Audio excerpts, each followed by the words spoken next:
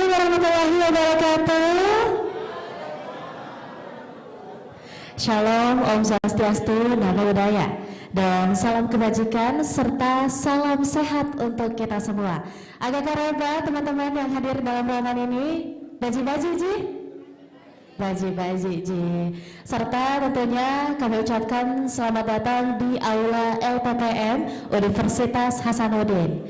Nah, hari ini saya mau membuka acara kita dengan membacakan pantun. Tolong teman-teman dibantu cakepnya ya. Oke. Makan kondro pasangannya ketupat. Kalau lagi puasa paling cocok untuk berbuka. Yang jomblo harap merapat karena hari ini waktunya kita CLBK. Siapa coba angkat tangan di sini yang pernah CLBK? Oh pernah. Oke, jadi CLBK hari ini teman-teman bukan sembarang CLBK, karena ini adalah salah satu program andalan Tribun Timur yang bekerja sama dengan Universitas Hasanuddin juga tentunya, yang dimana ini adalah bagian dari rangkaian mata lokal memilih dengan program CLBK Caleg Balik Kampus.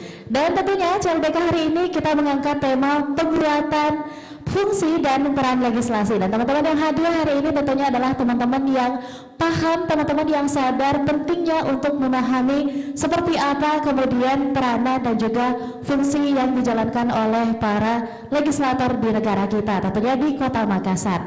Dan juga tentunya tak lupa pula kami akan menyampaikan bahwa acara hari ini disiarkan langsung di siaran Tribun Timur. Untuk itu tentunya akan sangat atraktif acara kita hari ini. Mudah-mudahan teman-teman bisa mendapatkan banyak ilmu yang bermanfaat, dan nanti kita akan bagi-bagi door prize juga. Nah, tapi sebelum kita memulai seluruh rangkaian acara kita hari ini, saya mau langsung bagi-bagi door prize dulu, atau kita mulai dulu acaranya? Bagi-bagi door prize dulu. Oke, boleh deh kita ke TV sebelah kiri sama sebelah kanan udah ada spin wheel. Teman-teman sudah dapat ya nomor undiannya. Kita mulai untuk pemenang pertama. Boleh silakan 1, 2, 3. Pemanasan, jangan terlalu tegang teman-teman. Hadiahnya totalnya untuk 20 orang pemenang. Jadi sabar, kesempatannya banyak. Oke, coba di shot itu mukanya yang langsung kecewa tadi. Oke, boleh. 3, 2, 1. Boleh deh.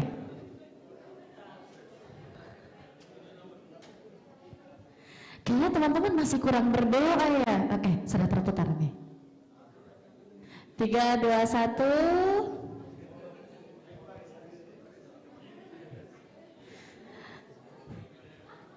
Kayaknya kalau nomornya MC yang naik ini saya diprotes ya. Oke, selamat kepada nomor undian 050, angkat tangan dulu.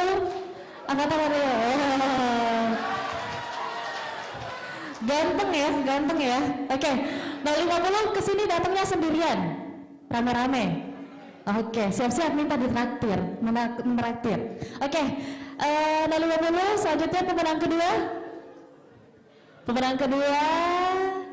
Ada peserta dengan nomor undian, kita lihat ya.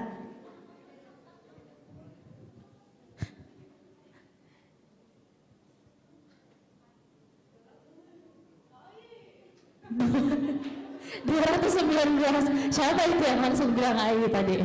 Siapa itu? Nomor berapa nomornya? Oke, 219 boleh?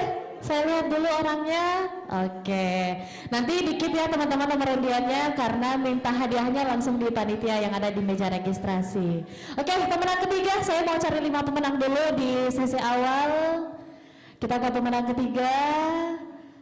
Siap-siap.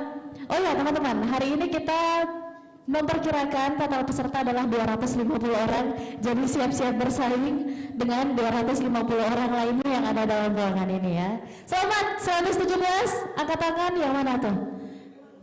Oke. Ini perasaan saya atau semuanya yang jilbabnya kayak jilbabku naik ya nomornya? Oke, kita ke pemenang keempat. dua lagi, kita cari dua pemenang lagi, lalu kita masuk ke sesi acara kita hari ini. Jeng jeng jeng jeng jeng jeng jeng, ini pasti yang sholat subuh nih atau yang berdoa pagi-pagi nih yang dapat nih hadiahnya 070 070. Siapa itu? Yang mana 070? Oke, selamat ya teman-teman. Nah, yang terakhir pemenang kita pada sesi pertama ada,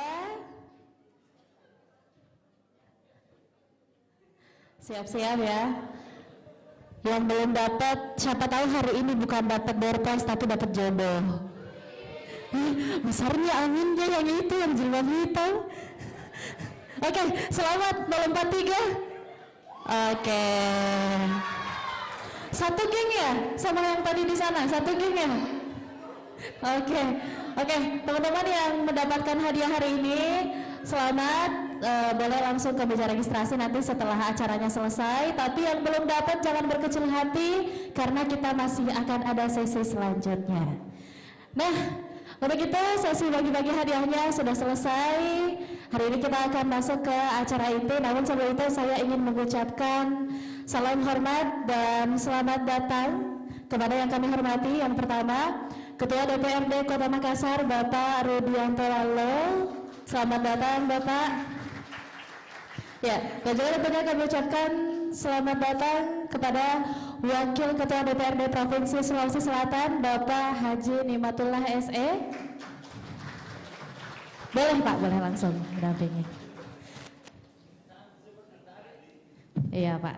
Ya, selanjutnya juga kami ucapkan selamat datang kepada Wakil Ketua DPD Partai Gerindra, Bapak Andi Anhar Rahman Esos. Selamat datang Bapak, kami ucapkan.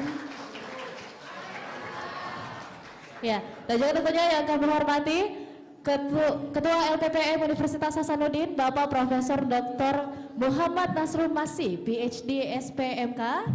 Yang kami hormati juga Kepala Pusat Penelitian atau Kapulsit Opini Publik LPPM Universitas Hasanuddin, Bapak Dr. Muhammad Iqbal Latif, MSI. Dan saya hormati, beliau ini adalah salah satu dosen kebanggaan Unhas juga, dosen saya juga. Dan juga tentunya yang kami hormati juga Direktur Tribun Timur Bapak Andi Suruji. Selamat datang Bapak. Ya, yang kami hormati juga pimpinan redaksi Tribun Timur dan General Manager Bisnis Tribun Timur, serta anggota DPRD, dosen perguruan tinggi dan mahasiswa yang hadir pada hari ini yang tentunya kami banggakan. Selamat datang di acara CLBK Caleg Balik Kampus. Nah, dan tentunya hari ini acara kita kali ini adalah acara yang diinisiasi oleh Tribun Timur dalam program Mata Lokal Memilih bekerja sama dengan Puslit Opini Publik LPPM Universitas Hasanuddin. Ya, dan tentunya untuk para tribuners yang menyaksikan siaran ini di kanal YouTube Tribun Timur, tentunya sebagai informasi bahwa pemilu 2024 merupakan momen yang paling penting dalam pesta demokrasi Indonesia yang akan diadakan di tahun depan. Dan tentunya mahasiswa yang hadir hari ini adalah pemilih-pemilih cerdas yang tentunya hadir untuk mengetahui seperti apa sih peranan yang harusnya dibawa dan diemban oleh para anggota legislatif kita, dan tentunya akan dilihat siapa yang paling cocok, siapa yang paling pantas, atau siapa yang patut untuk kita beri amanah untuk menjadi perwakilan rakyat kita tentunya.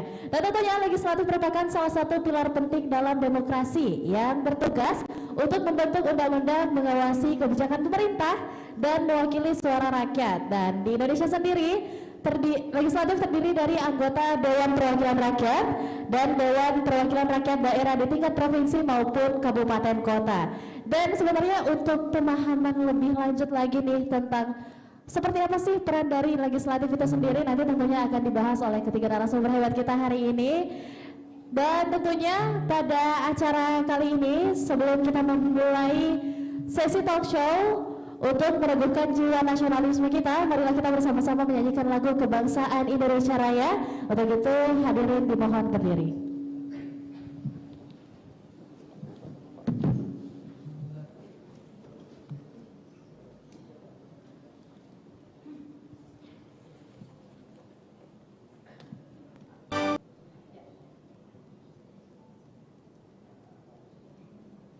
Terima kasih, hadirin dipersilahkan untuk duduk kembali. Ya, dan tentunya para tribuners yang ada di rumah dan juga teman-teman yang ada di aula LPTM Universitas Hasanuddin, mari kita ucapkan juga selamat datang yang hadir mewakili Direktur LPTM, yakni Sekretaris LPTM Universitas Hasanuddin, Bapak Suharman Hamzah, ST MPPHDA SHS. Selamat datang Bapak dalam program hari ini, dan tentunya seluruh peserta kita hari ini sangat antusias mengikuti acara CLBK hari ini, yaitu Caleg Bali Pampers. Nah, sebelum kita memasuki ke acara utama dan lebih hikmatnya acara kita, marilah kita berdoa bersama-sama mengirimkan doa yang hari ini akan dipimpin oleh Bapak A.S. Kandi selaku Wakil Pimpinan Redaksi Tribun Timur. Untuk itu kepada Bapak kami persilahkan. Al-Mukarram. Makbul ini, makbul. Makbul hari.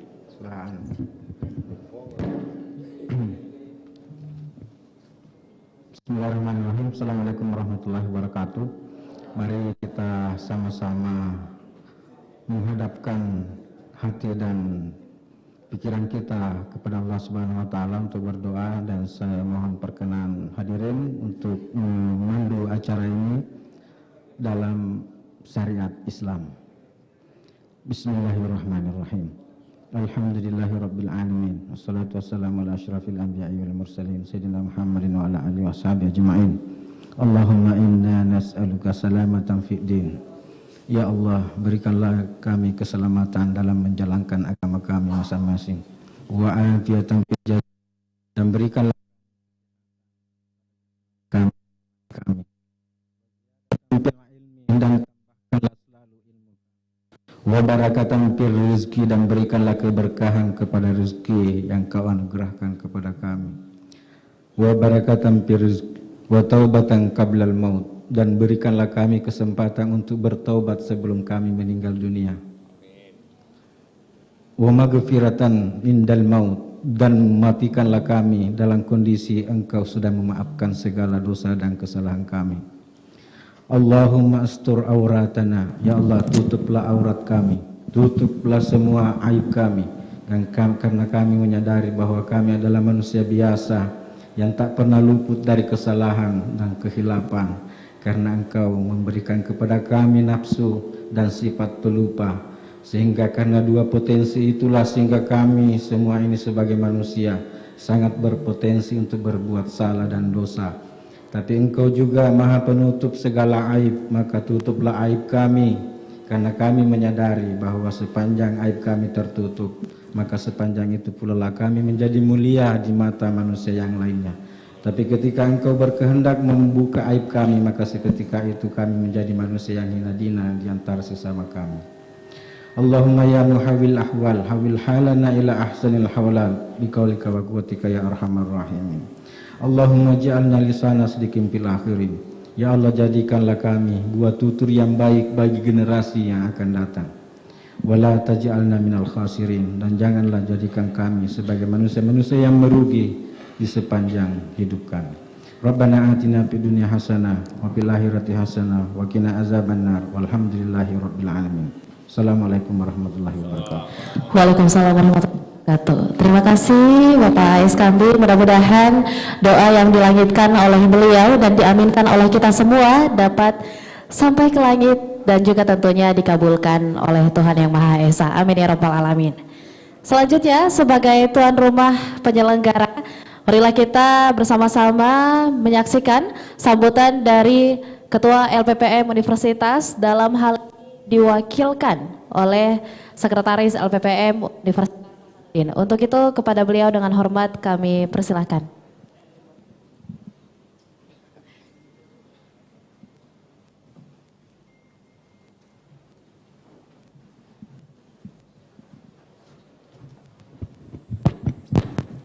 Bismillahirrahmanirrahim. Assalamualaikum warahmatullahi wabarakatuh. Yang saya hormati Pak Nikmatullah, karena ini forum resmi kan, jadi saya panggil Pak dulu. Jadi Kak Nikmatullah itu sebenarnya guru organisasi saya dulu, karena waktu saya dulu di Senat Mahasiswa di Fakultas Teknik, beliau itu selalu kita panggil untuk membekali kita dengan banyak hal. Jadi beliau dari dulu memang seorang aktivis yang banyak sekali muridnya di Unhas ini. Saya kira alhamdulillah beliau sekarang diamanahkan sebagai Wakil Ketua DPRD Sulawesi Selatan. Kemudian yang saya hormati juga ini, kalau ini adinda saya soalnya karena dibawa saya, Pak Rudianto Lalo yang sekarang jadi Ketua DPRD Kota Makassar. Ya saya masih, ya generasinya saya yang ospek. Kalau Kak Ula generasinya yang mengospek saya. Kalau Kak Rudi ya saya yang mengospek generasinya. Kemudian mohon maaf Pak Andi Anhar, saya tidak terlalu akrab, mohon maaf, bukan berarti tidak ini ya, tapi karena mungkin tidak terlalu sering berinteraksi sebagaimana Kak Ula dan Kak Rudi. Tentu juga yang saya hormati ini ada senior kita di media. Dulu juga kalau pelatihan apa namanya, Om Kambi, kalau pelatihan dulu identitas sama ada dulu Channel 9 di Fakultas Teknik, itu juga Kak Mas Surudi juga sering kita panggil. Jadi ini saya bukan baru bertemu orang-orang tersebut ya, senior-senior kita semua. Kalau generasi saya kan ada Kambi, ada Pak Supa, itu generasi di kampus dulu. Jadi ini teman-teman semua dari Tribun Timur terutama, dan yang paling saya harus sampaikan penghormatan saya kepada adik-adik mahasiswa. Jadi ini sebenarnya saya memulai dengan isu sedikit ini karena banyak menganggap isu ini agak genit ya Pak Iqbal ya. Karena kampus katanya ya nggak apa-apa lah. Kampus ini kan memang wilayah yang cukup terbuka. Yang kita mau kedepankan sebenarnya dengan acara kita hari ini adalah bagaimana supaya adik-adik mahasiswa itu punya pengalaman mendengarkan langsung dari orang-orang yang punya kapasitas untuk kemudian mengisi peran-peran legislatif itu. Itu saya kira yang paling penting dari acara kita pada hari ini.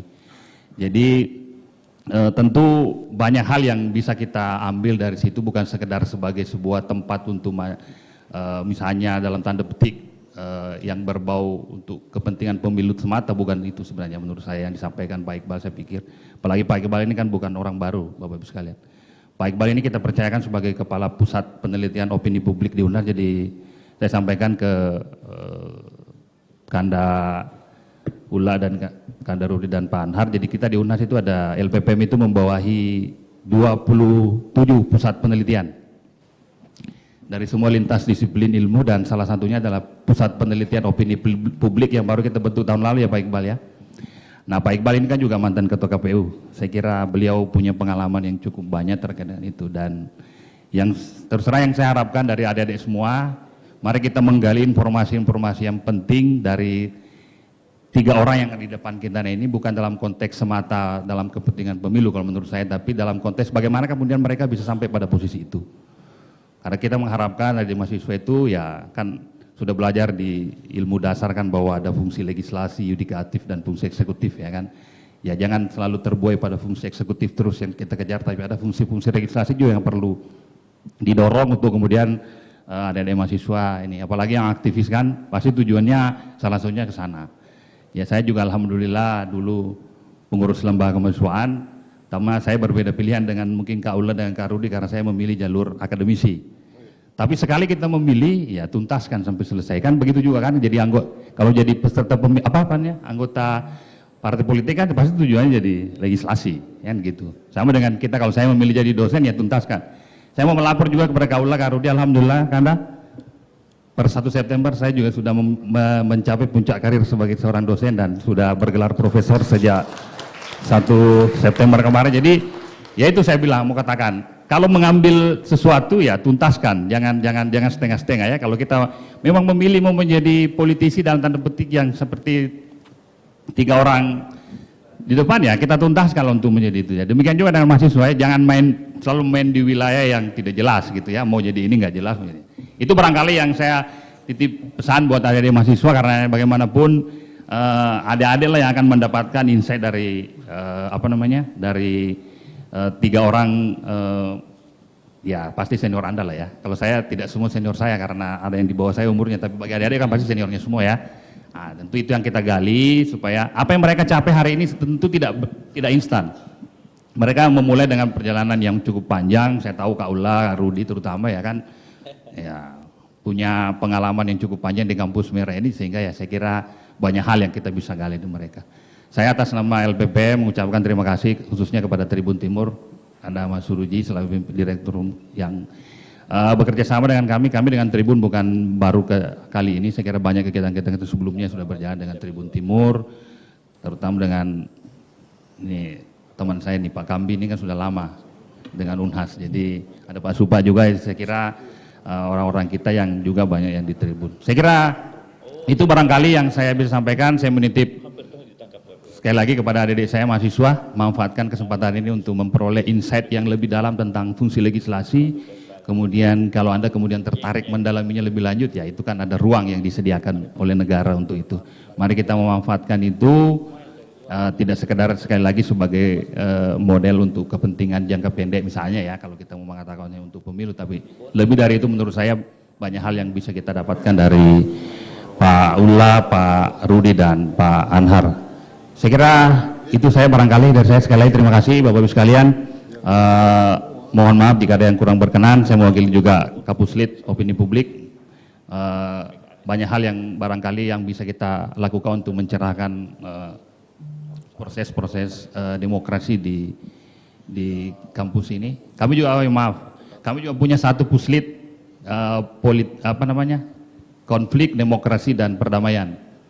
Itu dulu Bu Profesor Dwi Apata rektor yang sebagai Kapuslit, cuman karena beliau tidak boleh menjabat ganda di yudikatif ya, kalau di kampus kan ada MUA ya. Jadi itu Kapuslit itu sekarang di PLT-kan ke saya oleh Pak Rektor. Jadi ini memang ada kaitannya juga. Jadi kampus ini memang ya saya kira banyak hal yang bisa kita diskusikan bersama. Sekali lagi, oh ya terima kasih Kak Ulla, Kak Rudi, Pak Anhar ya kehadirannya di kampus. Mudah-mudahan niatnya untuk berkontestasi itu dimudahkan dan kita juga tercerahkan dengan peran-peran legislasi yang bisa kita dapatkan. Demikian, terima kasih. Wabillahi taufiq wal hidayah. Wassalamualaikum warahmatullahi wabarakatuh. Waalaikumsalam warahmatullahi wabarakatuh.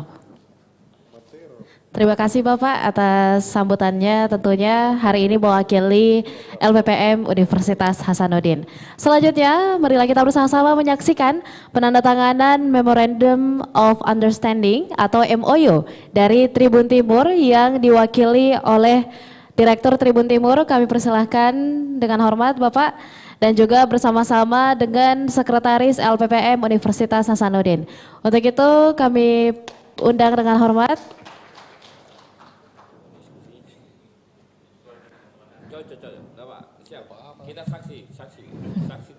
Ya, ini adalah prosesi penandatanganan MOU atau nota kesepahaman oleh LPPM Universitas Hasanuddin sebagai salah satu lembaga pendidikan yang tumbuh cukup lama dan juga tentunya berkembang di Universitas Hasanuddin bersama dengan salah satu media yang juga memiliki peranan besar dalam penyebaran arus informasi di Indonesia Timur, yakni Tribun Timur. Dan ini adalah salah satu nota kesepahaman, kesepakatan yang diambil tentunya, ya boleh saya minta tepuk tangannya?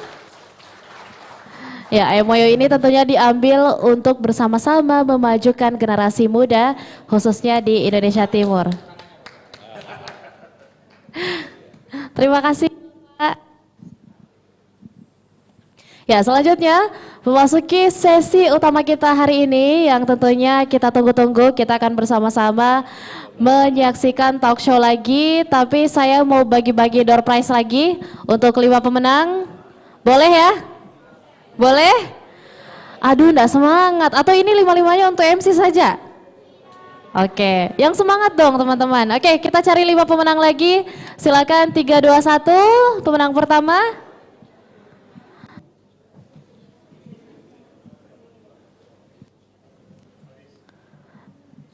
Oke, pemenang pertama kita ucapkan selamat kepada jeng jeng jeng. Berapa? 047 angkat tangan. Oke. Lanjut pemenang kedua. Selanjutnya. Ini saya curiga nih yang menang ini yang datangnya bareng-bareng. Datangnya berlima, yang menang 6 nomor. Oke, ada lagi pemenang kedua kita adalah selamat kepada 027. Dari tadi banyak ya yang angka akhirnya 7. 027 coba angkat tangan. Oke. Pemenang ketiga kita. Ayo teman-teman diperkuat lagi doa-doanya. Lumayan loh ini kita dapat e-wallet untuk 20 orang pemenang senilai masing-masing Rp50.000. 100.000 ya? Oke, Rp100.000. Oke, pemenang selanjutnya 076. Ada lagi angka 7-nya. Oke, yang mana tuh? Oke, pemenang kita kita cari 2 lagi, lalu kita akan masuk ke sesi talk show hari ini.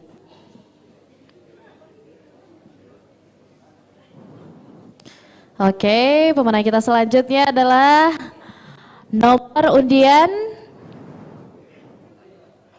berapa tuh? 203. 203 angkat tangan. Oke. Saya belum lihat nih dari sisi sayap kanan atau sayap kiri nih. Selalu pasti yang di tengah nih. Oke, satu lagi untuk sesi kedua.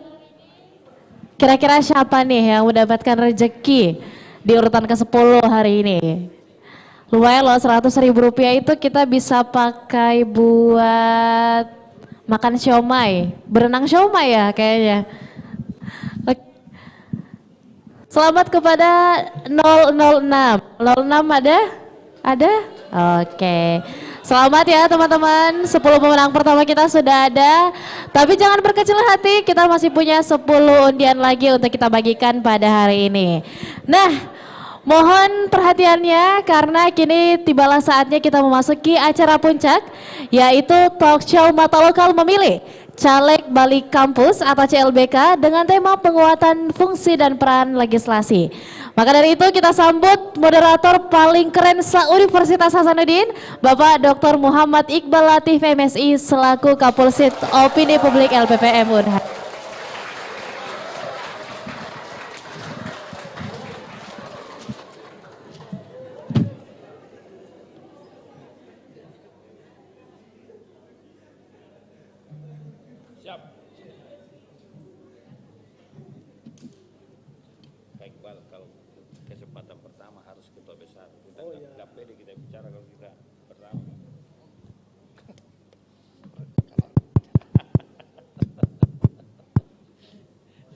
Tes. Saya bilang kesempatan pertama harus ketua besar dulu, gak enak kita junior. Assalamualaikum warahmatullahi wabarakatuh. Dan selamat siang, salam sejahtera bagi kita semua. Sehat semua ya? Nah, ini adalah generasi muda kita yang insya Allah akan menjadi pemimpin bangsa di masa datang.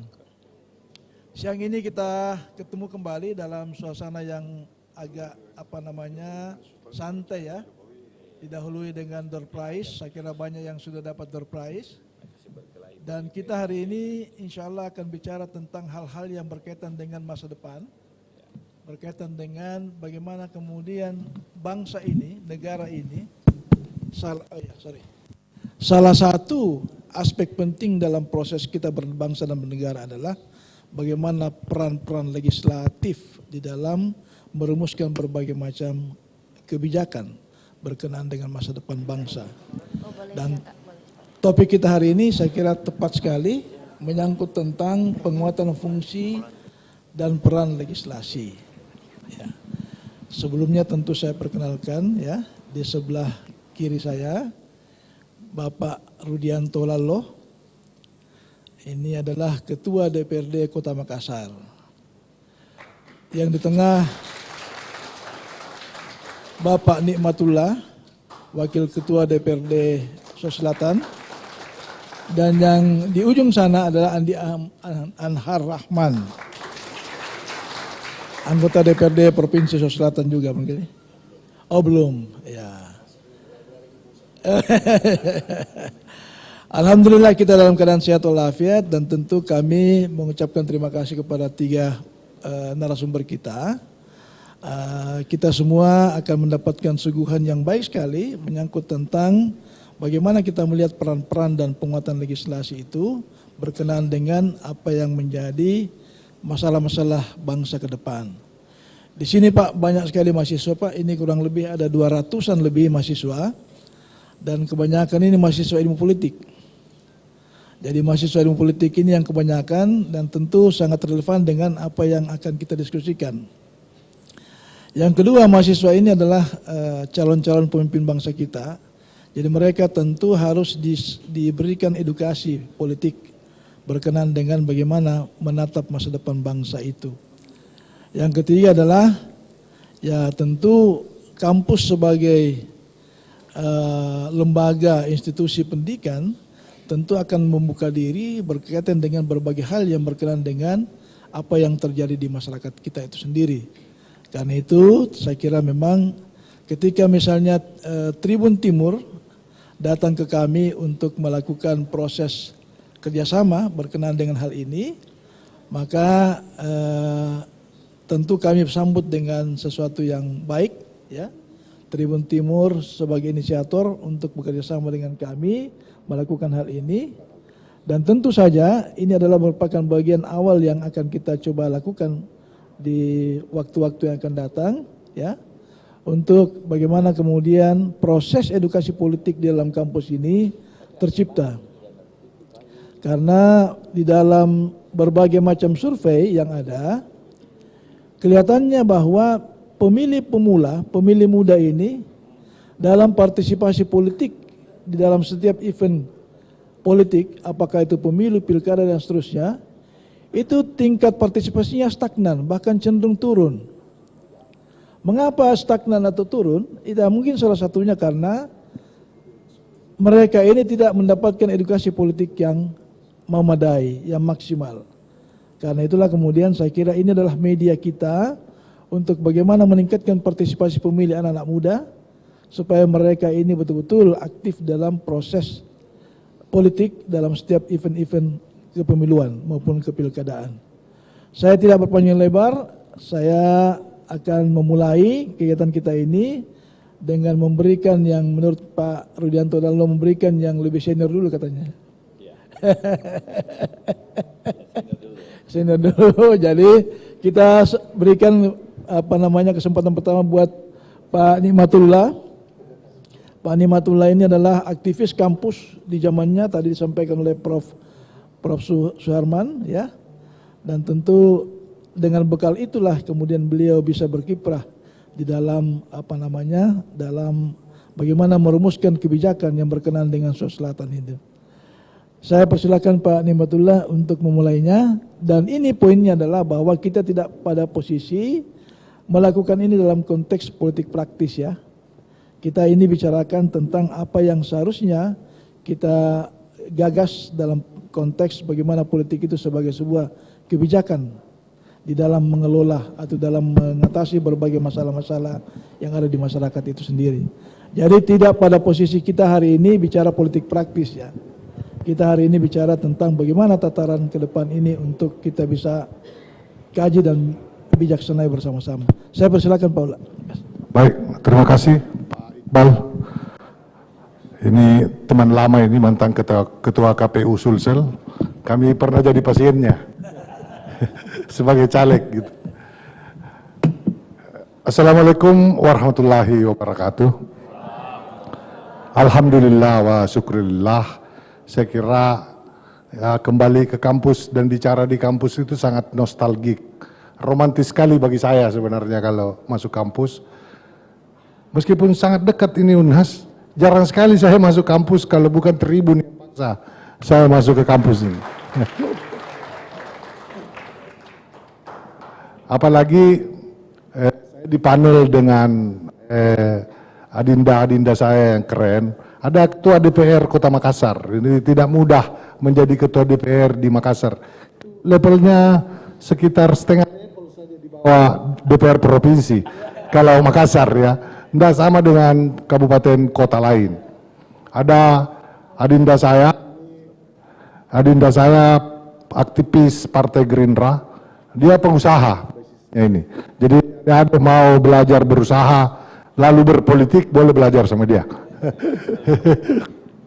Saya berdua ini murni aktivis. Jadi sama-sama aktif di PIS.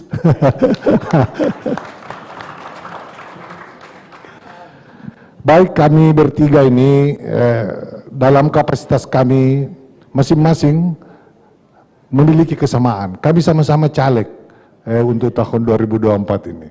Jadi posisi kami berbeda hari ini. Saya di DPRD Provinsi, Pak Aan di bisnis, Pak Rudi di DPR Kota Makassar. Tetapi untuk kontestasi 2024 posisi kami sama-sama caleg pusat. Berniat maju ke DPR RI. Nah, saya kira konteks itulah yang membuat agak perlu kita masuk kampus untuk menguji kembali kita punya isi kepala. Nah, terkait tema ini, saya kira ini tema yang menarik, terutama kalau kampus mau bicarakan. Karena feeling saya kampus sepertinya melepaskan diri dari urusan politik. Itu sesuatu yang menurut saya sangat ironik ya. Karena harusnya kampuslah yang memberi nilai supaya politik itu makin baik dan makin fungsional.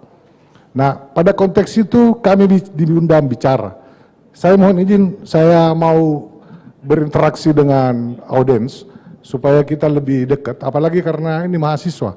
Seperti yang Pak Suharman tadi sampaikan, sejak mahasiswa saya punya apalagi peranan seperti ini, melatih di LKMM, melatih di Bastra HMI dan sebagainya. Baik, sebelum kita lebih jauh saya mau bertanya, ada yang tahu enggak apa pekerjaan utama anggota DPR? Ya enggak? Ini kan kita semua tahu, ada anggota DPR RI, DPR Provinsi, DPR Kabupaten Kota. Sebagai anak muda, sebagai mahasiswa, ada yang tahu apa pekerjaan utama anggota DPR? Kalau dosen, jelas kan, mengajar. Kalau dia sopir, bawa mobil. Kalau dia petani, ya menanam padi. Kan jelas pekerjaannya. Sekarang anggota DPR, ada yang tahu, angkat tangan. Apa pekerjaannya anggota DPR? Lah ini mahasiswa politik katanya Pak Iqbal. Ada?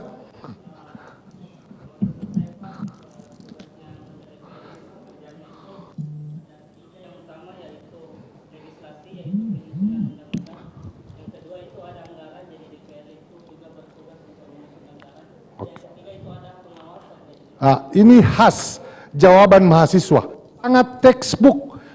Ingat pertanyaan saya, apa pekerjaan utama anggota DPR? Apakah pekerjaannya itu anggota DPR? Ya, mewakili suara masyarakat, ini khas mahasiswa. Sangat retoris, penuh dengan istilah-istilah. Ini yang membuat kampus, terus terang saja, ini kritik saya ke kampus, makin mandek karena mahasiswa kita terlalu sering pakai bahasa slogan. Itu bahasa slogan, itu bahasa spanduk itu. Anggota DPR itu adalah perwakilan rakyat, penyambung cerita rakyat, mahasiswa adalah agen perubahan dan sebagainya. Itu cerita-cerita slogan yang saya mau real. Apa pekerjaan itu anggota DPR? Rapat. Nah, ini pintar. Jadi, pekerjaan utama anggota DPR itu rapat. Iya. Bahwa ada fungsi. Jadi, fungsi DPR sebagai lembaga. Apa fungsinya? Ada 3. Fungsi legislatif, fungsi budgeting atau anggaran, dan fungsi pengawasan. Itu enggak lembaganya, bukan pekerjaan anggota DPR-nya. Pekerjaan anggota DPR itu adalah rapat. Jadi, pembuatan anggaran, budgeting, itu dilakukan melalui rapat. Penyusunan aturan, kalau di DPR ini namanya undang-undang, kalau di DPRD Provinsi dan Kabupaten namanya Perda. Itulah yang disebut fungsi legislasi. Itu dilakukan melalui apa? Melalui rapat. Nah, 2 fungsi utama DPR itu sebagai lembaga, yaitu fungsi legislasi dan fungsi budgeting. Supaya dua fungsi ini bisa diketahui apakah efektif atau enggak, maka diberi lagi dia tiga fungsi. Fungsi ketiga, yaitu fungsi pengawasan.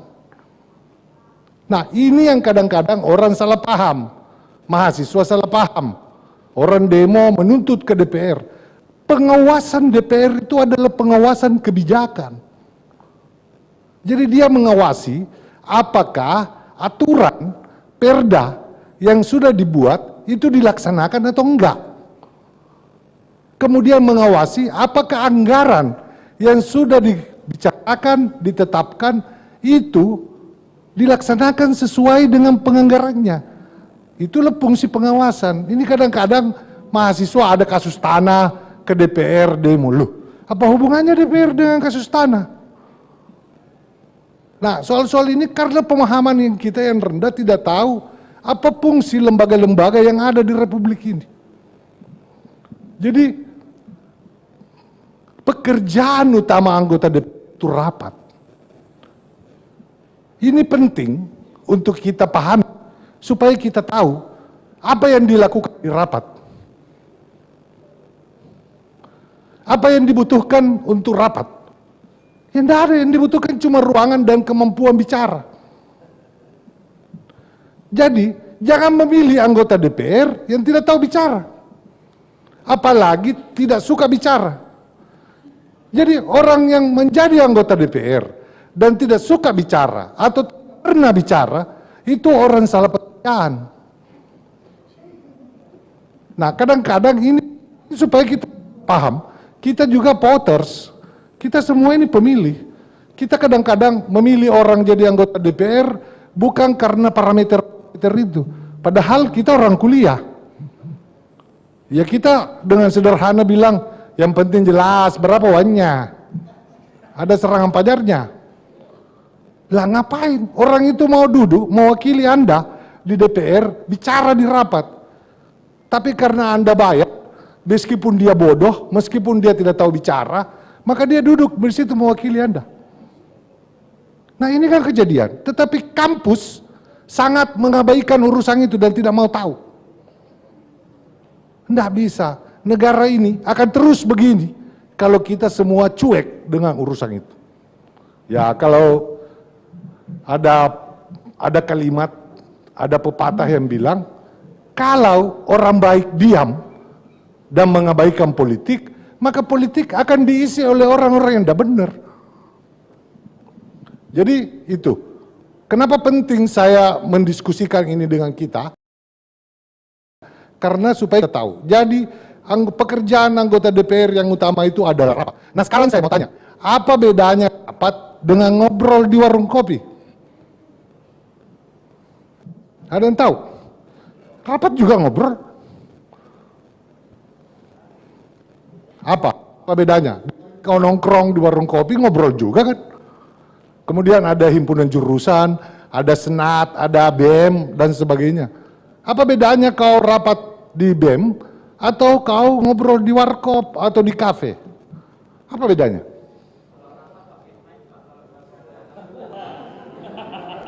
Kalau rapat pakai mic. Kalau di warkop tidak pakai mic.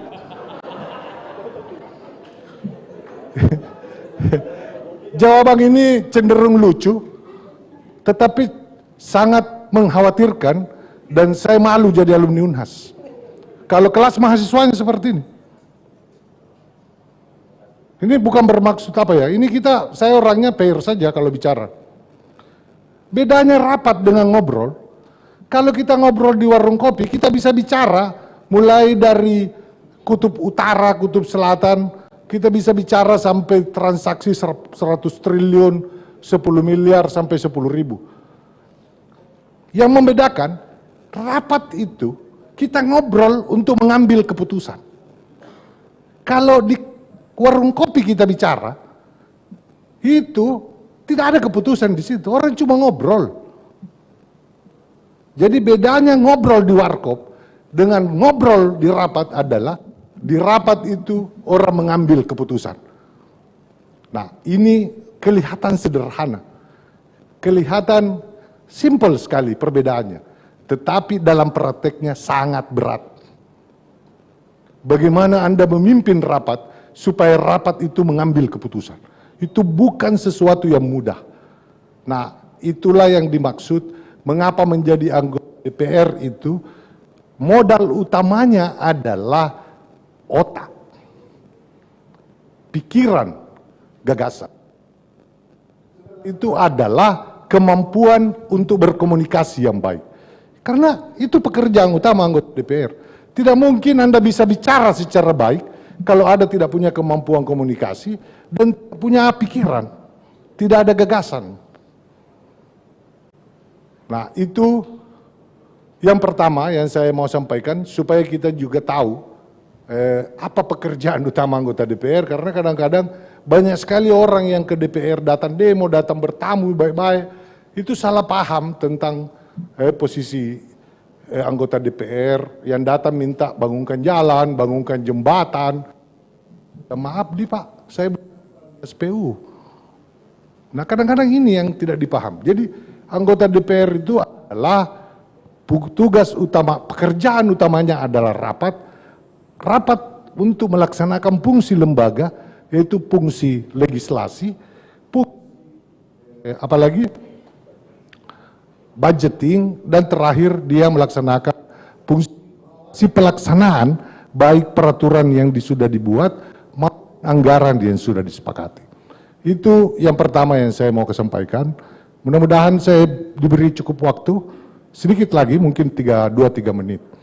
Dalam kapasitas saya sebagai caleg, apa yang mendorong saya mau ke DPR RI?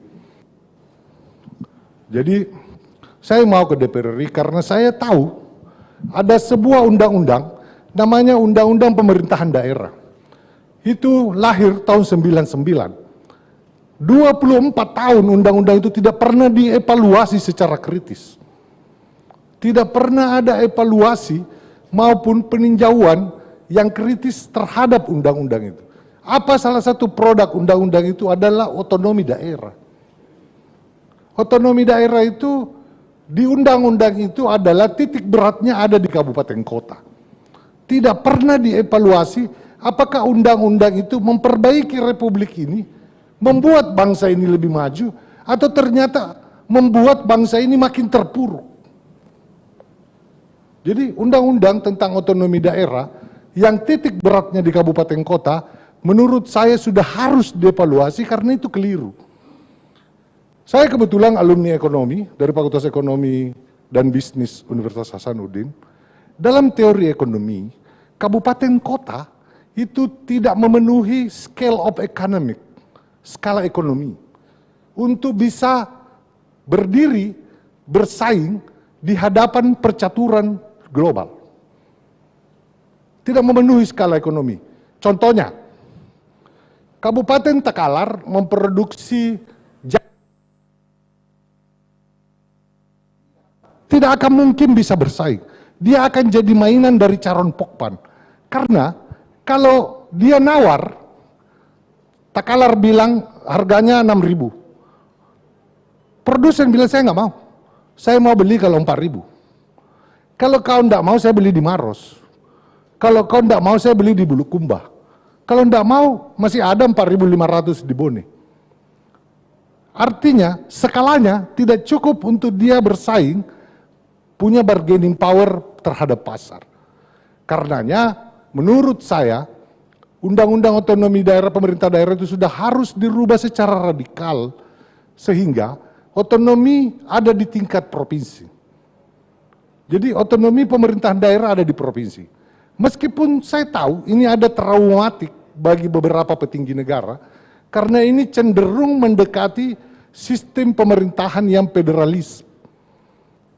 Jadi federalisme, menjadi federalisme. Bagi saudara-saudara, bapak-bapak kita di TNI ini sebuah trauma yang sangat berat, karena itu menimbulkan apalagi bibit-bibit disintegrasi. Menurut saya itu tidak tepat. Bahkan beberapa orang menyebut itu tidak sesuai dengan NKRI, Negara Kesatuan Republik Indonesia, kalau otonominya ada di provinsi atau cenderung menjadi federalisme. Padahal itu kesalahan berpikir yang fatal. Anda tahu Amerika, singkatannya negara Amerika, United States of America, USA. United. United itu artinya apa? Kesatuan. Karena kalau persatuan artinya dia unity. Jadi united itu bentuk past tense. Itu artinya kesatuan. Jadi sesungguhnya Amerika itu arah kesatuan Amerika Serikat. Pemerintahannya adalah federalisme. Jadi bentuk atau sistem. Kita boleh saja sesungguhnya negara kesatuan Republik Indonesia, bentuk pemerintahan kita, otonominya ada di provinsi. Secara ekonomi, tidak bisa bersaing dan terbukti kita tidak maju-maju sejak tahun 99 pasca reformasi. Kita seperti jalan di dalam konteks pengkaderan sipil. Mengapa? Karena Pangdam jelas Kapolda dan Pangdam itu punya rantai komando yang jelas. Dia adalah bosnya para komandan Kodim, bosnya para Kapolres kalau Kapolda. Sehingga pengkaderan di dua institusi itu secara nasional. Kalau kita bupati itu bukan anak buahnya. Gubernur kepada bupati dan wali kota itu koordinatif, bukan komando. Jadi tidak ada kekuatannya.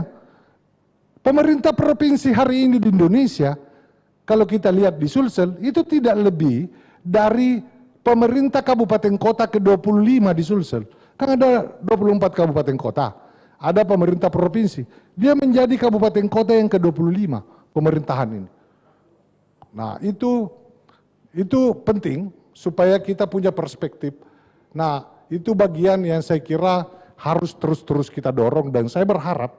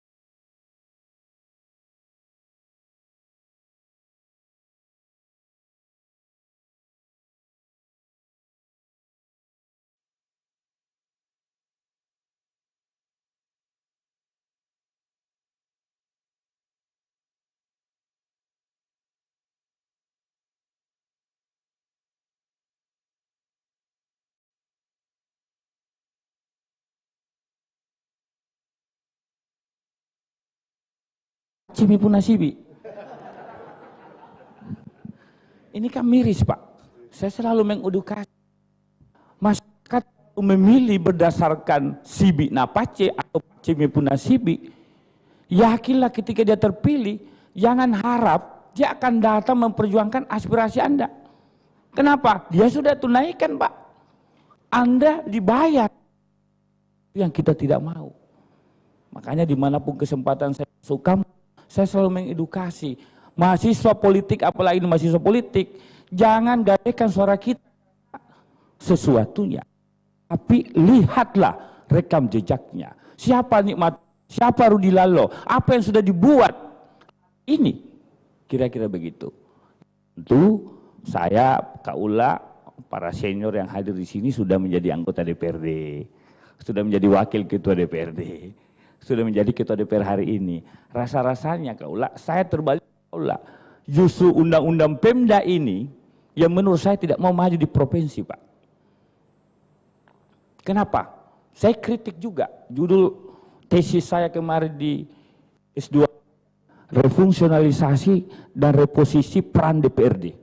Saya sengaja ambil judul itu karena yang namanya DPRD kewenangannya terbatas sekali, Pak.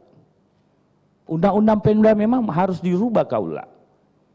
Ya, mudah-mudahan Kak Ula bisa jadi pimpinan Komisi 2 untuk mengubah itu. Anda bisa bayang, kalau saya, style saya, karena saya background saya lawyer, ya saya tertarik di Komisi 3, Kak. Banyak hal lah di situ. Komisi 3 misalkan terlalu banyak institusi hukum kita hari ini yang diberi kewenangan untuk menjadi kasus korupsi misalkan. Seakan-akan drama ini tentang korupsi, Pak. Kita lupa tujuan utama pemerintah negara ini. Menyelenggarakan negara adalah tujuan utamanya di mana-mana, itu bagaimana mensejahterakan rakyat. Kita dipolemikan kasus. Terlalu banyak institusi hukum, Pak. Sudah diperiksa A, B, C, polisi, jaksa, KPK. Kenapa tidak satu aja yang fokus misalkan? Autokritik saya, Pak. Ya, karena ini tidak tenang kita negara pemerintahan kadang-kadang. Ya bagus untuk mengawasi kita, tetapi bagaimana kalau ini disalahgunakan? Siapa bisa menjamin orang-orang yang duduk di situ bersih? Bagaimana orang-orang yang duduk di situ adalah sapu kotor? Dia bagian dari korupsi itu sendiri. Tidak ada yang bisa menjamin, Pak. Nah, ini kalau kita sudah di Komisi 3, Kak. Prakondisi dulu ini, prakondisi. Baik, adik-adikku sekalian, DPR tadi ungkap Kak Ula, saya setuju Kak Ula. Ini miris kadang-kadang. Banyak anggota DPR datang, duduk, diam, dengar, duit. Ya, DPR dibayar, anggota DPR dibayar untuk bicara, Pak. Pembentukan institusi DPR ini kan dimulai Raja Louis Prancis yang pemerintahannya otoriter, perlu diawasi kekuasaan raja. Muncullah istilah Montesquieu, kekuasaan legislatif, yudikatif, eksekutif. Kita di Indonesia menganut pembagian kekuasaan. Ada eksekutif, yudikatif, legislatif. Legislatif ini DPR, namanya legislatif, membuat undang-undang, membuat aturan. Nah sekarang bagaimana muaranya itu undang-undang bisa betul-betul mensejahterakan rakyat. Maafkan saya, fraksi Nasdem hari ini di Prolegnas baru saja rancangan undang-undang tentang pendidikan kedokteran misalkan. Hari ini untuk menjadi dokter harus orang kaya, Pak. Karena kalau tidak kaya tidak mampu bayar, Pak. Itu miris, Pak. Kesempatan seperti saya anak rakyat ini susah untuk sekolah di dokter. Ya, ini perlu diatur. Makanya perlu kita ada anggota DPR yang mengerti itu. Ya, makanya saya mengistrikan dokter, Pak. Kadang-kadang ini contoh kecil aja. Yang kedua, di DPR perlu didorong, maafkan saya, adalah orang-orang yang bisa memperjuangkan daerah. Saya misalkan kenapa maju Sulsel 1? Maafkan saya kalau mau ke Bulukumba, ini kalau ada orang Bulukumba ke selatan, pasti mindsetnya ada macet, betul? Kalau Bulukumba tiba di Makassar, pasti di otaknya pasti macet nih. Di mana macetnya? Macetnya pasti jembatan Kembar, Pak. Di Goa. Kalau tidak di Goa, jembatan di Galesong. Pertanyaannya, kok dua gubernur orang selatan tidak pernah kita lihat pelebaran jalan di arah selatan misalkan? Saya juga bertanya-tanya. Ada 8 anggota DPR RI kita, sudahkah dia memperjuangkan misalkan infrastruktur pelebaran jalan seperti kita ke Parepare misalkan? Ini terkait fungsi budgeting menurut saya. Maafkan saya kalau saya kalah. Fungsi budgeting, penganggaran. Penting bagi kita memilih anggota DPR yang kira-kira bisa baku pukul meja di rapat. Seperti kau katakan, harus pintar bicara, memperjuangkan. Karena saya tidak melihat hari ini ada perubahan di situ. Yang ada di otak kita kalau ke arah selatan, pulang dari selatan ke Makassar pasti macet. Nah ini mudah-mudahan Pak Aan nanti ketika terpilih dari Gerindra bisa memperjuangkan itu di Banggar. Nah, gitu. Kakak-kakak sekalian, menjadi anggota DPR di otak kita kadang-kadang nikmat, fasilitasnya ada. Ya begitulah negara mengatur kekuasaan kita. Ya, DPR dibentuk tujuan utamanya sebenarnya adalah hadir lembaga DPR itu pengawasannya, Pak. Mengawasi. Makanya Bung Fahri Hamzah di mana-mana mengatakan, kalau ada anggota DPR tidak pernah bicara, tidak pernah tampil di publik, menyoroti satu kebijakan negara atau apa, ya itu bisa dikatakan saya berharap adik-adikku di betul-betul kampus ini memberi ruang. Apa yang dibuat Tribun hari ini luar biasa saya, Kak. Saya tanya Kak Ula tadi, ini karena Kak Kambi aja nih. Kak Kambi memaksa kita masuk. Kenapa? Agar kampus juga ikut mencerahkan. Karena kampus ketika diam, tidak memberi ruang untuk memilih orang-orang yang kapabel, ya rusaklah negeri ini. Saya mau mengatakan, di Amerika Serikat, demokrasinya luar biasa. Seorang calon pasti akan dikuliti, Pak. Dikuliti, Pak. Siapa dia? Bayangkan saja sekelas Sarah Palin, calon wakil presiden. Padahal negara sekuler, karena ada anaknya yang melahirkan tanpa bapak, dia diadili, Pak.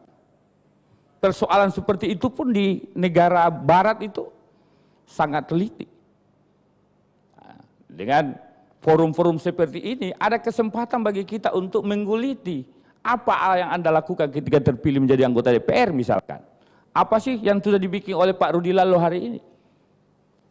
Ketua DPR Makassar. Ya, itu juga perlu ditanyakan kepada saya. Ya, karena saya ini di kampus Kaula spesialis menutup pintu 2 juga, jalan. Spesialis demo direktorat juga. Ya 7 tahun, saya menikmati sekali status mahasiswa waktu itu Kaula. Saya menikmati karena takut kehilangan status mahasiswa. Begitu hilang mahasiswa, biasanya pembesar negeri tidak mau balas SMS kita waktu itu. Tapi kalau dibilang ketua Ikatan Senat Mahasiswa Hukum, menteri pun balas Pak Abdullah. Jadi nikmat juga jadi ketua mahasiswa hukum waktu itu. Saya kira itu tepat 10 menit. Silakan kalau ada mau berdiskusi panjang, lebih suka saya diskusi. Assalamualaikum warahmatullahi wabarakatuh.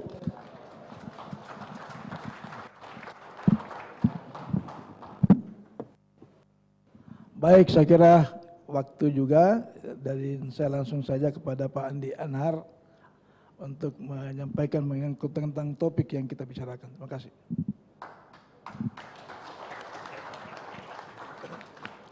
Alhamdulillah, 2 tokoh senior saya sudah bicara, banyak ilmu saya dapat. Terakhir paling enak. Kalau beliau berdiri, saya juga berdiri. Izin Kakak Ketua.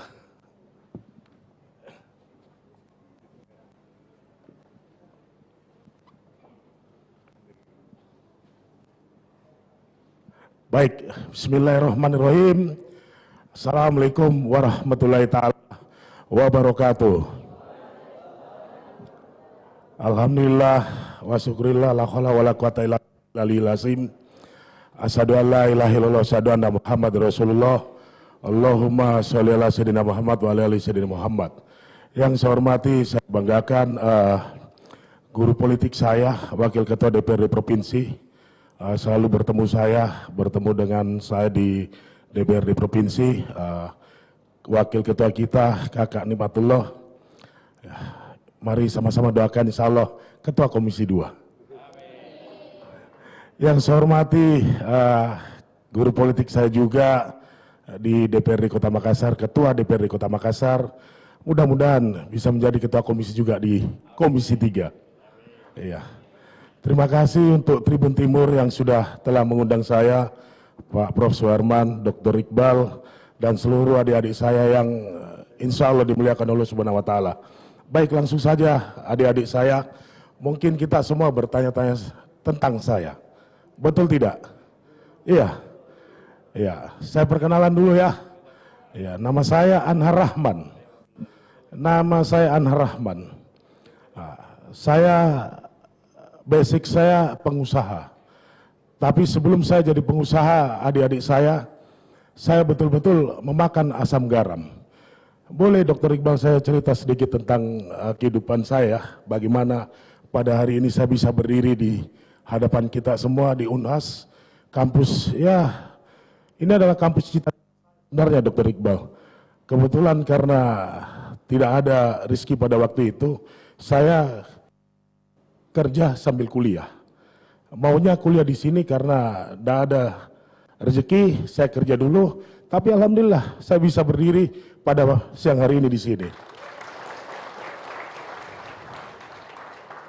Saya, adik-adik saya semua yang bahagia, saya pernah jadi supir.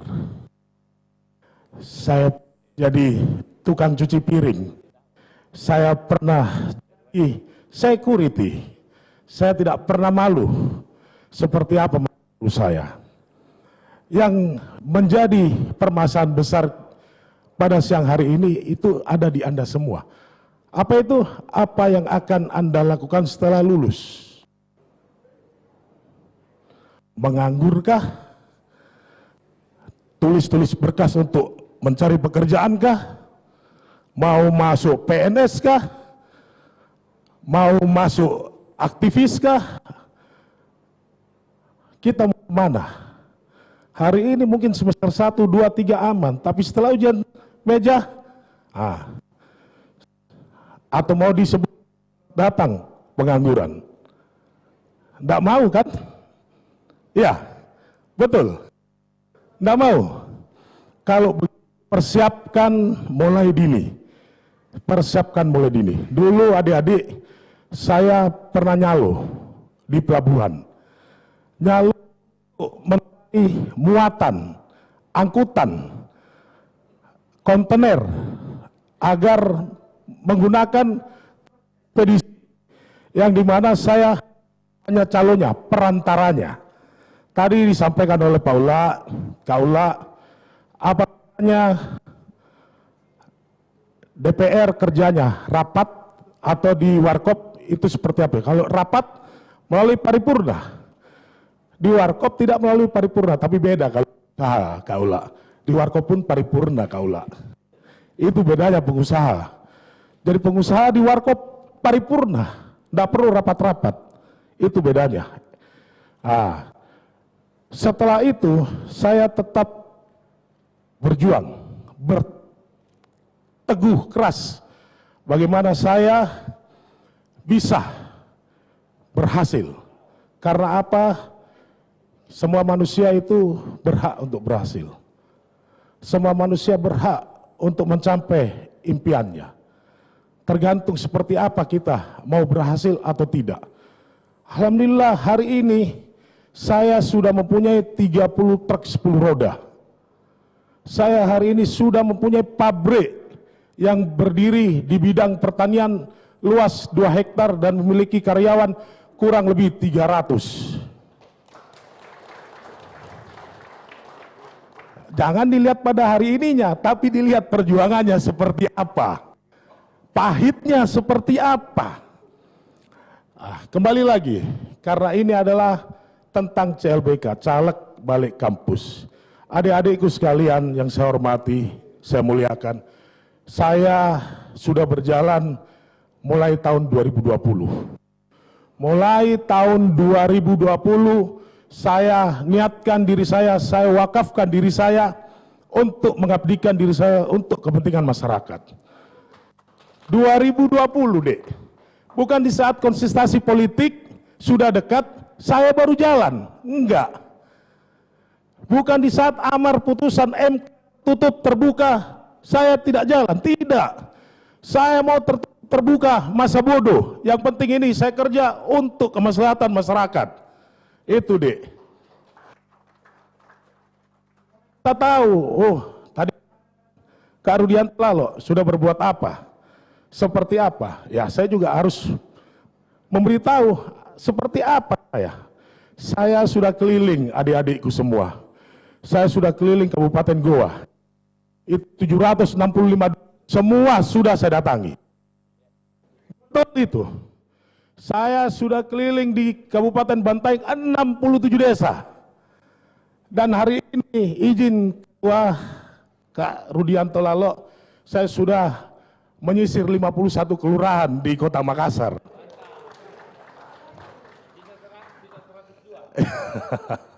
Itu bukan hal yang seperti membalikkan telapak tangan, tidak adik-adikku. Karena saya sudah ingin mengabdikan, mewakafkan diri saya. Tadi dikutip Kak Rudianto Lalo tentang penyair, kalau kita buta tentang politik bahaya. Dikutip lagi oleh Kak Ulla, kalau orang baik tidak ikut berpolitik bahaya. Saya juga mengutip sebagai seorang pengusaha, di politik itu wajib juga mengikuti konsistensi. Kenapa? Saya mengutip kata-kata Rasulullah SAW, sebaik-baiknya manusia ialah paling banyak gunanya untuk manfaat orang lain. Hadis riwayat Ahmad. Jadi di politik itu banyak kita bisa berguna. Tergantung mau atau tidak. Di pengusaha, saya sebagai pengusaha, maaf adik-adikku, hanya terbatas saya bisa membantu. Hanya terbatas. Karena apa? Karena saya mempunyai fungsi kewenangan. Hari ini mungkin kita datang 1-2 orang, seperti apa, tidak bisa bayar BPJS, lain-lainnya. Mungkin saya bisa bantu. Tapi kalau ratusan orang, ribuan orang, saya tidak punya kewenangan itu. Tapi kalau untuk karyawan saya, itu adalah kewajiban saya sebagai pimpinan, sebagai owner di perusahaan saya. Tapi untuk masyarakat, bagaimana caranya saya bisa mengikuti kewenangan itu, bisa berguna? Ya, saya masuk di politik. Itu saja adik-adik saya, jangan berkecil hati. Tadi yang tidak dapat hadiah, saya kasih hadiah umroh hari ini, 1 orang.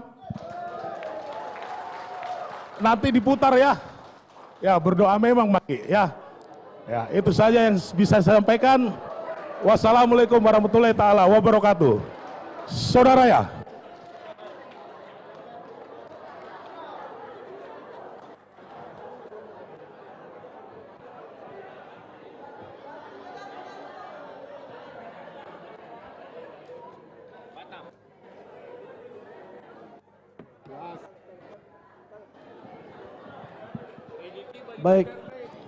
Baik, jadi adik-adik sekalian, saya kira 3 pembicara sudah menyampaikan banyak hal menyangkut tentang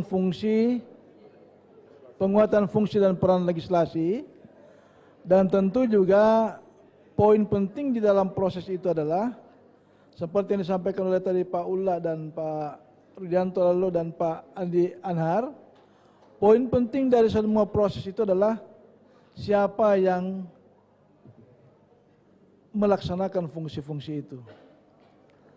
Siapa inilah yang kemudian tentu akan menjadi perbincangan kita, karena faktanya adalah kita juga bisa melihat bagaimana fungsi-fungsi itu dalam tanda kutip ya belum maksimal berjalan, belum optimal berjalan dalam konteks bagaimana mensejahterakan rakyat secara inklusif. Karena itu saya kira memang ini adalah wahana kita untuk berdiskusi ya. Bagaimana kita kemudian bisa menyikapi ya hal-hal yang berkaitan dengan fungsi dan optimalisasi peran legislasi. Saya persilakan, karena waktunya saya batasi 1 sesi saja dan maksimal 3 ya, 3 penanya saja. Dan poin-poinnya ya, jangan 1 penanya cukup 2 menit. Saya persilakan, nah, mulai dari yang sebelah kanan ini, siapa namanya? Ya, Arif. Ya, Arif. Kemudian yang kedua siapa? Oh ya, Haris ya. Yang ketiga sebelah sini ada perempuan. Coba perempuan. Ya, coba perempuan. Ada perempuan? Wah, ini banyak perempuan yang tidak mau jadi legislator ini kayaknya. Ada perempuan? Alif, silakan Alif. Silakan. Baik, Bismillahirrahmanirrahim. Assalamualaikum warahmatullahi wabarakatuh. Terima kasih atas kesempatan yang telah diberikan. Perkenalkan, nama saya Nur Alif. Saya mahasiswa Universitas Hasanuddin, Fakultas Ilmu Sosial dan Ilmu Politik, Departemen Sosiologi.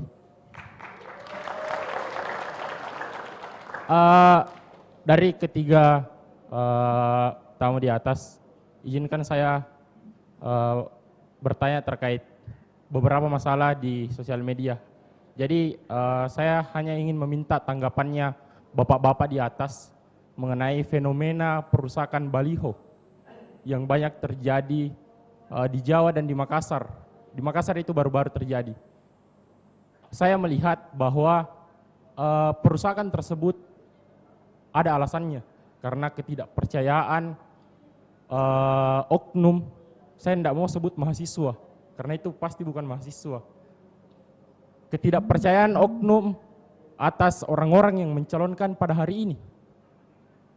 Mungkin banyak kebijakan, janji-janji yang diberikan tapi tidak terrealisasikan di masyarakat. Program yang diwacanakan itu lahir secara top down, bukan bottom up. Itu yang perlu dilakukan sebenarnya. Mendekatkan diri di masyarakat hanya satu kali dalam setahun ketika kita mempunyai kemauan saja, yaitu menghadapi pemilu. Saya orang daerah, Pak. Saya orang daerah, saya miris melihat nelayan mulai berkurang. Saya tinggal di daerah pesisir. Apakah itu menjadi sebuah masalah? Tentu saja itu menjadi masalah, Pak. Karena tidak adanya bentuk pemberdayaan yang dilakukan dengan masyarakat supaya dia tetap bekerja sebagai nelayan. Kita harusnya melakukan upgrade terkait dengan kapasitas nelayan, tapi itu terus terang tidak saya temukan di kabupaten saya, tentu saya di Kabupaten Baru. Sekian, Assalamualaikum warahmatullahi wabarakatuh.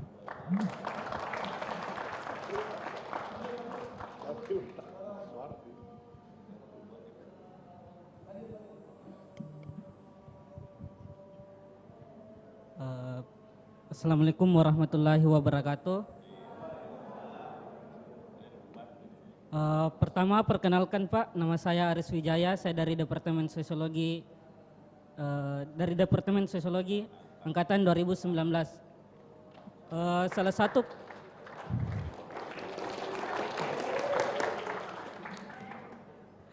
Sebagai salah satu mahasiswa akhir Pak, salah satu keresahan yang saya alami sekarang itu jaminan untuk mendapatkan pekerjaan di masa depan.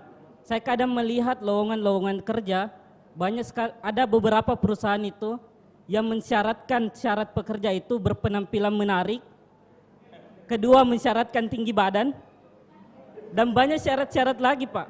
Nah, saya ingin bertanya, apakah DPR dengan fungsi legislasinya bisa membuat regulasi yang menjamin bahwa siapapun bisa mendapatkan pekerjaan yang layak? Setahu saya Pak, hak mendapatkan pekerjaan yang layak itu setahu saya itu dijamin oleh konstitusi. Nah, mungkin itu yang pertanyaan pertama. Yang kedua, Bapak tadi sempat menyinggung bahwa banyak anggota DPR itu yang tidak pintar bicara dan yang tidak cerdas. Dan realitas yang ada di masyarakat kita saat ini, dia memilih bukan berdasarkan kecerdasannya, tapi berdasarkan siapa yang membayar. Nah, saya ingin bertanya, bisakah DPR dengan fungsi legislasinya memperketat regulasi syarat pencalonan anggota DPR supaya yang bisa mencalonkan itu yang benar-benar memang punya kapasitas untuk bicara pada saat rapat-rapat. Mungkin itu saja dari saya Pak. Sekian dan terima kasih. Assalamualaikum warahmatullahi wabarakatuh.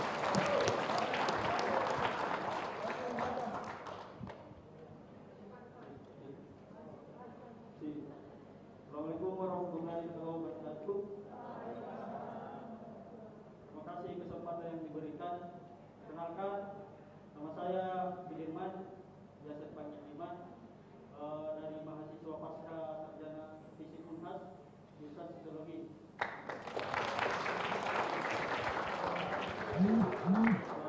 Sebelumnya mohon izin Pak Ketua semua, saya hormati. Melihat dari data kemiskinan hari ini, tingkat Sulawesi Selatan bahwa menghampiri 777,44. Nah, itu data kemiskinan di tahun 2002 yang dikeluarkan oleh Badan Statistik Pusat Sulawesi Selatan. Bagaimana pendapat ketika melihat data kemiskinan hari ini? Bagaimana pendapat Anda? Itu yang pertama. Untuk apakah bagaimana strategi untuk mengurangi tingkat kemiskinan? Yang kedua, terkait dengan bagaimana ketika para mahasiswa hari ini kita melihat para demonstrasi, para mahasiswa ketika diturun di jalan itu dihadapkan dengan aparat. Dan yang kedua, ketika menginspirasikan inspirasinya itu melalui sosial media itu akunnya dibekukan. Nah, bagaimana melihat ketika pada masa ketua sebagai anggota DPR legislatif? Yang kedua. Yang ketiga, yang terakhir mungkin bagaimana tingkat pengangguran hari ini ketika misalnya para teman-teman mahasiswa ketika selesai, apakah ada ruang dan tertentu, karena kita melihat bahwa para generasi hari ini yang penuh inovasi dan kreatif, namun lapangan pekerjaan itu tidak bisa dijangkau. Demikian, Assalamualaikum warahmatullahi wabarakatuh. Salam. Ya baik, saya kira cukup 3 ya. Waktu juga yang membatasi kita. Dan untuk merespon ini, saya kira kalau tadi dimulai dari Pak Ula, diakhiri oleh Pak Anhar, maka sekarang untuk responnya kita mulai dari Pak Anhar. Ya, Pak Anhar sekaligus nanti memberikan closing statement, Pak. Karena waktu kita ya memberikan closing statement ya. Ya kurang lebih mungkin 5 menit. Silakan Pak. Dianya ini. Baik adik saya untuk pengecekan baliho. Alhamdulillah saya kan baru. Berarti bukan saya ya. Jadi kalau saya baru berarti aman-aman saja saya karena saya masih kertas putih. Mudah-mudahan di langkah saya nanti ke depan 2024 saya tetap putih bersih. Tidak ada masalah saya di politik nanti. Amin. Jadi tidak bisa saya tanggapi seperti apa karena ya itu bukan dari saya. Intinya hari ini saya bekerja. Diri saya wakafkan untuk kemaslahatan, kesejahteraan masyarakat. Terus untuk adik saya di perusahaan saya, tidak ada itu melihat body shaming. Iya. Jadi kalau lulus, telepon memang. Nah, oke. Cocok. Ya, ambil teleponnya Wahyu. Kalau lulus ngomong. Jadi begini, ini cerita nyata. Direktur saya kan komisaris sekarang. Direktur saya itu ikut sama saya di saat umur 20 tahun. Dia kuli saya, tukang cat. Saya didik, saya ajar, saya kuliahkan. Alhamdulillah sekarang umurnya 29 tahun, dia memegang kendali perusahaan saya. Jadi saya tidak melihat seperti apa dari yang penting giat dan jujur, itu saja. Ambil nomor teleponnya ya, di asisten saya. Kalau lulus, telepon saya langsung. Nah, aman mau Coces?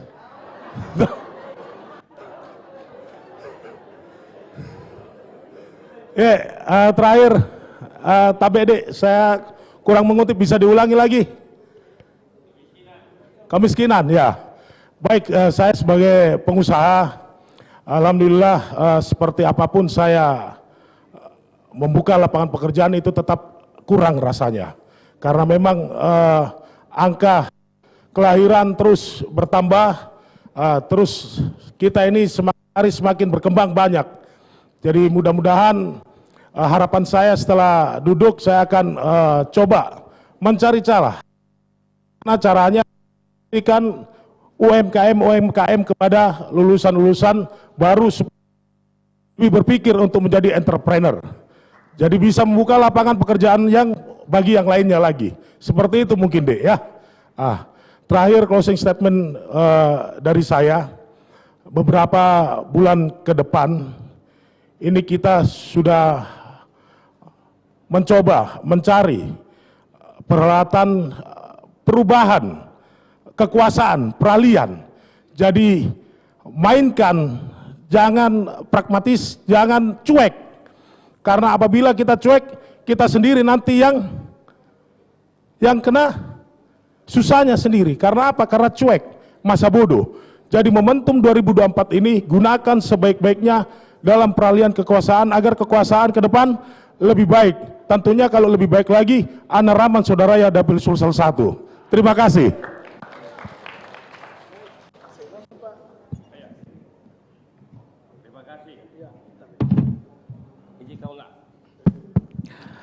Ini pertanyaan kritis, pertanyaan ditujukan kepada, harusnya ditujukan kepada ke eksekutifnya juga Kaula ya, bicara kemiskinan. Ada yang menarik, fenomena baliho dirusak, ya, dirusak. Apakah ini ketidakpercayaan orang-orang yang merusak itu kepada pejabat atau anggota DPR hari ini? Muak melihat gambar-gambar promosi dan sebagainya, atau bagaimana?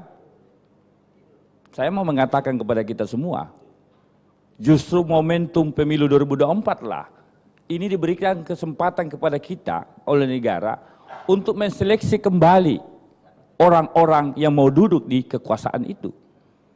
Kalau ada incumbent, kalau ada misalkan anggota DPR hari ini maju, sudah tidak dipercaya, ya jangan dipilih, cari yang baru.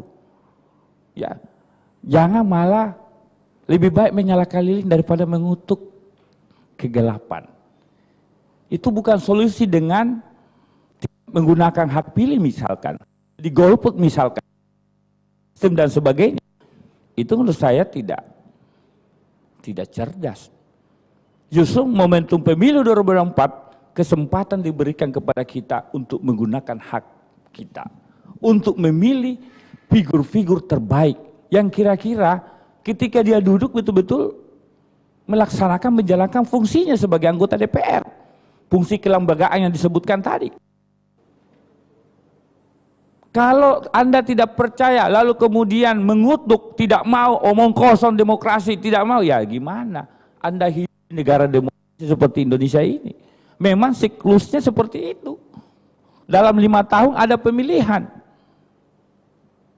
Kalau kemudian caleg-caleg itu menggunakan syarat baliho benar-benar promosi di jalan, menurut saya dimaklumi juga. Tak kenal maka tak sayang, tak sayang maka tak. Caleg promosi apa dia? Oh, anak Yanto Lalo, Ketua DPR Makassar misalkan, ada balihonya, ya sah saja. Kalau ada yang mencibir, ada yang tidak setuju, itu juga sah-sah saja. Kita adalah negara demokrasi, ada kebebasan berserikat berkumpul, ada kebebasan berpendapat, semua bisa. Tapi itu adalah tindak pidana, pelanggaran hukum. Makanya saya katakan tadi, bukan dengan cara-cara eman dan sebagainya. Itu kita tidak bersepakat. Soal kriteria, ya ini juga, kalau pemerintah harusnya tidak boleh diskriminasi, tidak boleh. Kalau memilih putra-putri, ya seperti anggota DPR, tidak perlu dipersyaratkan anggota DPR, karena itu subjektif Pak. Kita tidak bisa mengukur orang bicara, tidak bisa bicara dan sebagainya. Makanya syarat formalnya hanya lulus misalkan, atau mau dirubah nanti ke depan harus sarjana misalkan, itu bisa saja sebagai bahwa dia punya kapasitas lewat ijazah misalnya. Tapi apakah lewat ijazah itu menjamin? Itu juga jadi pertanyaan. Pasti terjadi pro kontra pendapat. Soal syarat misalkan menjadi calon pemimpin harus misalkan pandai bicara supaya ketika duduk betul-betul dia fungsikan fungsinya. Itu debat pasti debat. Tapi saya mengatakan tidak boleh ada diskriminatif. Tidak boleh ada diskriminasi mau menjadi pegawai misalkan dan sebagainya. Saya setuju itu, Pak. Jadi kalau ada institusi negara yang misalkan mempersoalkan tinggi badan, ini juga menarik ini kaulah. Menarik untuk anggota-anggota DPR supaya menghilangkan diskriminasi. Nah, yang tadi kemiskinan, ya kalau miskin makin tinggi persentase angka kemiskinan, maka saya mengatakan itu adalah kegagalan negara atau kegagalan pemerintah yang berkuasa. Ya, tujuan berpemerintah daerah, bernegara, ya tujuan negara dibuat ini adalah untuk mengatur tujuannya mensejahterakan rakyatnya. Kalau kemudian kemiskinan makin tinggi, berarti ada yang keliru dalam pengelolaan negara. Nah, kesempatan kita memilih. Kalau ada yang keliru di daerah Anda, di Baru misalkan makin susah nelayan, ada kesempatan pilkada nanti. Jangan pilih lagi orang itu, kira-kira begitu. Nah, itulah momen pemilu, pentingnya kita menggunakan hak pilih kita. Saya mau mengatakan tadi, jangan Anda mahasiswa politik, tetap pintar berteori politik, tetapi berpraktek politik nol. Kenapa nol? Anda diam dan tidak menggunakan hak pilihnya misalkan.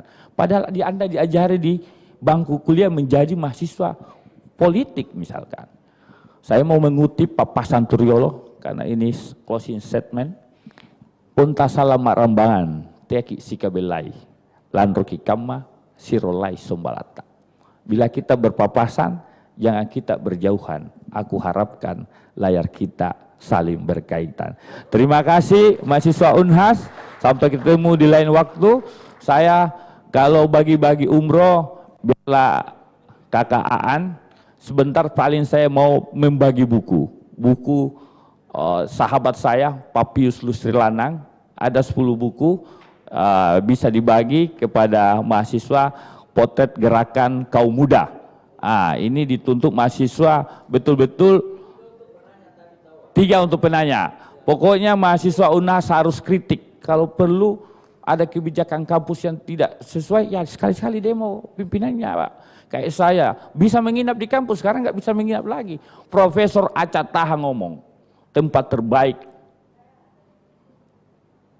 terbaik kita belajar, itu adalah di ruang-ruang senat, ruang-ruang kampus, bukan di ruang-ruang kelas, dia ngomong. Jadi adik-adikku, daya kritisnya harus tetap tajam, jangan lembek. Assalamualaikum warahmatullahi wabarakatuh. Ya baik, langsung ke Pak Ula, silakan Pak Ula.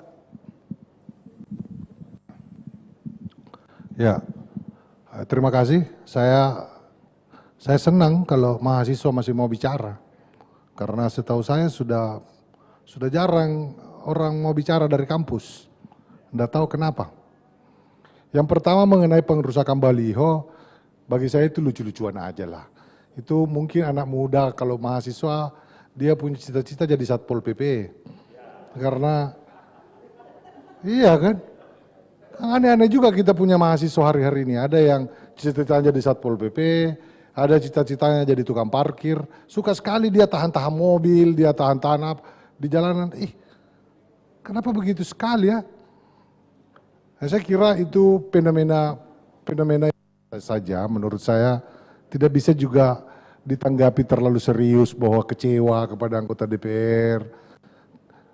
Karena ya menurut tadi Rudi, apa yang kau mau kecewa? Nah kau tidak memilih, tidur kok waktu pemilu. Alamnya main Mobile Legend. Nah kan itu susah juga kita kan.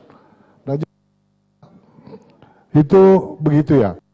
Kemudian soal diskriminasi dan sebagainya, saya kira kita sepakat ya. Diskriminasi itu tidak layak. Kalau dia sudah masuk pada body shaming ya, sudah masuk pada itu tidak patut di negara seperti Indonesia itu terjadi. Jadi saya kira, tetapi kalau dia bilang penampilan menarik, saya kira itu juga bukan body shaming, bukan diskriminasi. Tidak selalu body menarik itu berarti gagah atau cantik, enggak selalu. berpenampilan menarik ya mungkin karena bersih, mungkin karena rapih, ya kan maksud itu. Kecuali kalau dia bilang tinggi badan, itu body shaming. Kalau sudah tinggi badan, saya kira begitu cara menafsirkannya. Jadi jangan juga terlalu baper, santai menghadapi ini. Itu yang kedua soal caleg, ya saya kira benar tadi Pak Rudi, tidak boleh diskriminasi di awal. Ya Anda lah yang menentukan pilihan, jangan awalnya didiskriminasi, nggak bisa itu, berat. Saya kira untuk bikin aturan sedetail itu nggak mungkin. Nggak mungkin kita bikin perda atau undang-undang tentang partai politik sedetail itu, nggak ada itu, nggak mungkin. Jadi yang bisa diatur itu hal-hal yang sifatnya umum. Kemudian masyarakat lah yang menentukan, yang bagaimana menurut masyarakat itu layak dipilih. Nah saya kira itu. Kemudian yang terakhir, soal kemiskinan, soal ketimpangan, soal masalah di sampai itu kan sebenarnya itulah pentingnya kita semua rame-rame memelototi politik. Karena seluruh keputusan tentang itu adalah keputusan politik. Jadi bagaimana, apalagi kami di ekonomi itu mengerti betul bahwa sumber daya sangat terbatas. Anggaran terbatas, sumber daya terbatas. Maka yang menentukan adalah prioritas. Bagaimana pemerintah menentukan prioritas apa yang duluan dibiayai. Nah, apa yang duluan dia biayai, apa yang duluan dia bangun, itu keputusan politik. Karenanya perkuat lembaga institusi yang namanya DPRD, supaya kepala daerah, kepala negara, itu tidak bisa mengambil keputusan seenaknya saja. Jadi harus ada pertimbangan yang serius bahwa yang utama soal miskin dulu. Bagaimana kita menangani soal kemiskinan, soal stunting, soal gizi buruk, dan sebagainya. Itu dulu dong yang diutamakan. Ngapain lu bangun jalan? Baru jalanannya bagus ya lewat orang miskin. Ya untuk apa? Nah itu contoh-contoh keputusan politik yang mesti dikontrol dengan anggota DPR yang cukup kuat, cukup solid. Nah, bagaimana bisa terjadi ya? Anda pilih orang yang benar duduk di situ. Nah, saya kira itu. Kemudian bagaimana pendapatnya Kak? Mahasiswa turun berhadapan dengan polisi. Biasa aja itu. Masa kau mau demo baru tidak ada yang hadapi kok? Kan tidak enak tong itu orang demo baru dilihat aja. Tentu mau kau tas kalah kok. Iya kan? Kenapa? Karena kamu masih berpikir dengan cara berpikir lama. Demonstrasi itu efektif di era saya. Di generasi saya itu demonstrasi efektif. Mengapa? Karena waktu itu media dibungkam oleh penguasa. Tidak ada cara lain supaya kita menjadi pemberitaan. Kita bikin keributan di jalanan, di depan kantor gubernur, di depan kantor rektorat. Hanya itu caranya supaya media mau muat. Hari ini, apain kau rame-rame demo, rame-rame panas-panas jalan, untuk apa? Sekali-sekali oke lah. Sekarang ini kau dapat fasilitas zaman yang luar biasa. Ada namanya internet, ada namanya media sosial. Kenapa kau tidak memanfaatkan itu secara lebih baik? Kau saja ada 200 orang. Kalau 200 orang ini tersambung di grup WhatsApp yang sama, 200 orang ini tersambung di Twitter, di Instagram, di Facebook, kalian bisa speak up ke dunia. Kalau kau demo, itu kan komunitas kecil saja yang lihat. Tapi kalau kau speak up di media sosial, itu seluruh dunia bisa lihat. Ini kan sebenarnya, kalau Anda memanfaatkan secara efektif media sosial, dosen itu ketakutan sebenarnya. Dia lebih senang, kalau saya jadi dosen lebih senang saya kalau kau demo-demo saja. Karena bahaya kalau mau menggunakan media sosial. Nah ini kan tidak ada. Kau coba lihat Pak. Kau coba lihat, ini gambaran kecil saja. Bagaimana teman-teman kalian di BMUI hanya memanfaatkan sebuah platform. Dan itu dia bisa mengertik presiden dengan sangat tajam. Dan itu merubah peta konstelasi citra politik resim ini. Itu tidak demo ribuan orang itu di Jakarta. Tidak menutup jalan 40 ruas. Dia cuma ngupload di media sosial. Soal presiden itu the king of lip service. Itu sangat merubah image orang tentang bagaimana pemerintahan. Nah itu luar biasanya efek media sosial yang teman-teman di Unhas belum manfaatkan secara lebih baik gitu kan. Kita masih ikut-ikutan dengan romantika zaman saya, zaman Rudianto Lalo menjadi aktivis mahasiswa yang kita bangga kalau kita bisa nutup jalan, bisa hadirkan ribuan orang demonstrasi. Sudah lewat masa itu. Daripada kau berhadapan dengan polisi di jalanan, kalau di media sosial tinggal kau jaga supaya itu tidak masuk unsur pidana delik dan tidak masuk unsur hate speech. Bagaimana kau memilih kalimat yang tepat. Itu gila kalau dibombardir. Karena media sosial itu ada algoritmanya.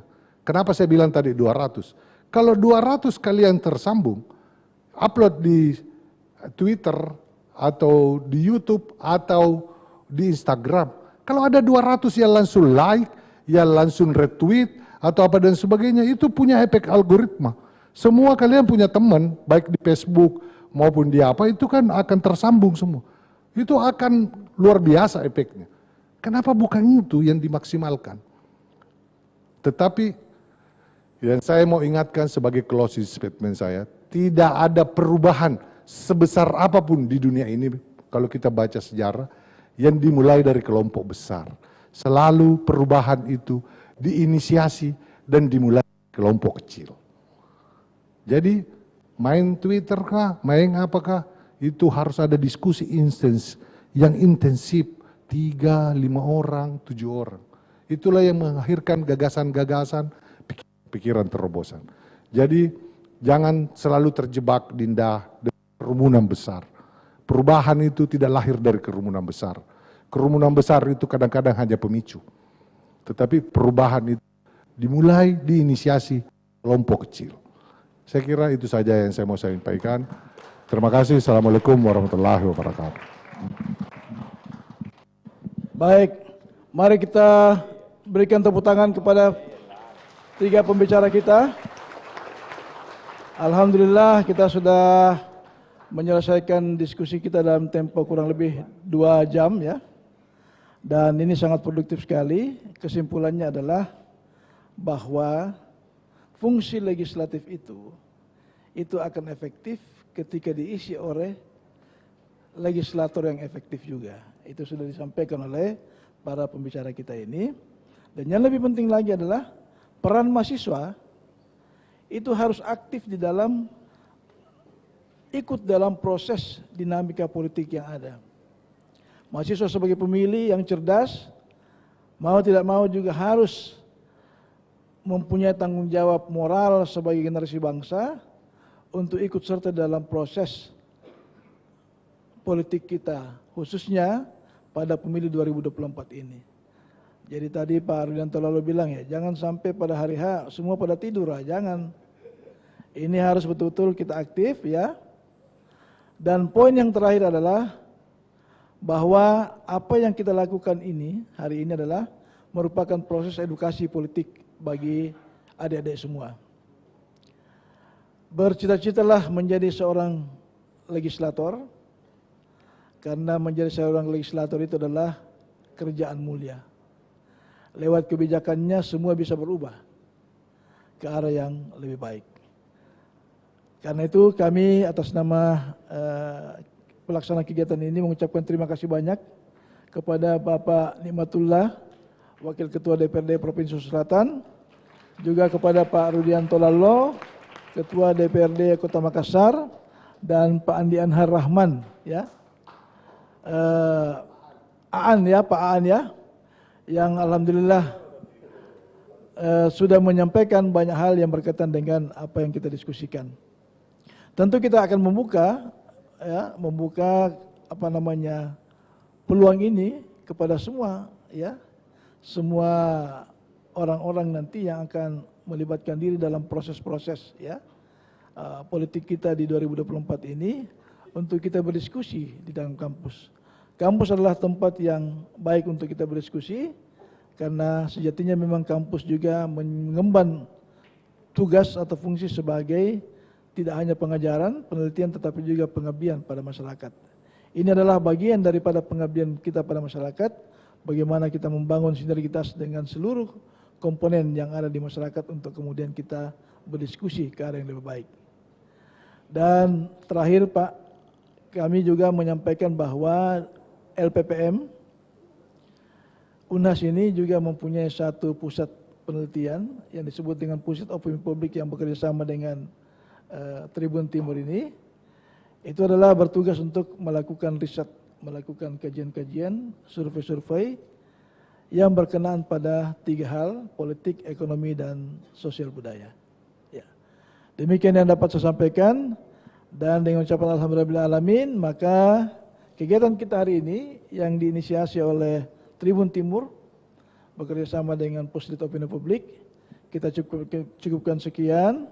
Semoga ini menjadi amal kita semua dan semoga ke depan kita akan lebih baik di masa-masa yang akan datang. Sekian dan terima kasih.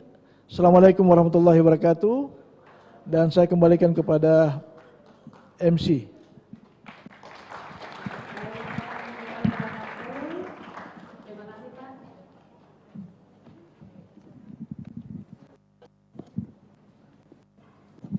Ya, selanjutnya kita akan masih seru-seruan bareng, bagi-bagi hadiah juga. Tapi tentunya pertama-tama kami ucapkan terima kasih Bapak kepada ketiga narasumber hebat kita hari ini yang sudah ingin membagikan banyak sekali pengetahuannya, ilmu-ilmu baru, khususnya tentang seperti apa peranan dari legislator sendiri dalam memimpin atau dalam mewakilkan suara-suara masyarakat. Nah, sebelum kita melangkah ke rangkaian acara selanjutnya, untuk itu kita bersama-sama menyaksikan penyerahan cenderamata ke ketiga narasumber hebat kita. Untuk itu dengan hormat kami persilahkan kepada Direktur Tribun Timur Bapak Andi Suruji untuk menyerahkan cenderamata sebagai bentuk penghargaan kepada ketiga narasumber kita.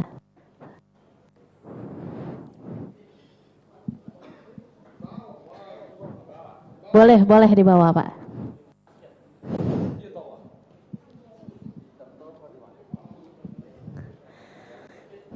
Ya, tentunya cenderamata ini adalah salah satu bentuk simbolisasi, bentuk penghargaan yang diberikan oleh Tribun Timur sendiri kepada ketiga narasumber hebat kita yang pada hari ini telah bersedia untuk turun ke kampus sebagai lembaga pendidikan dan memberikan banyak sekali ilmu-ilmu yang bermanfaat untuk semua.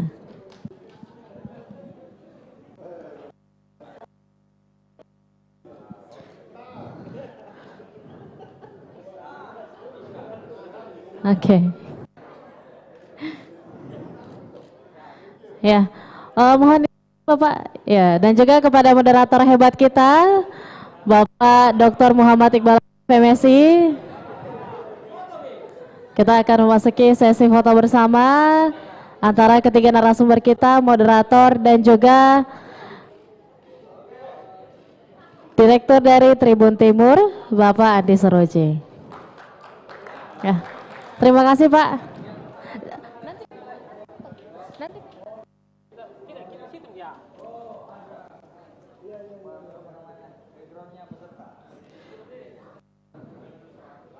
Oke, peserta boleh berpose juga, dapat koin. Oke, hitung ya, 1, 2, 3.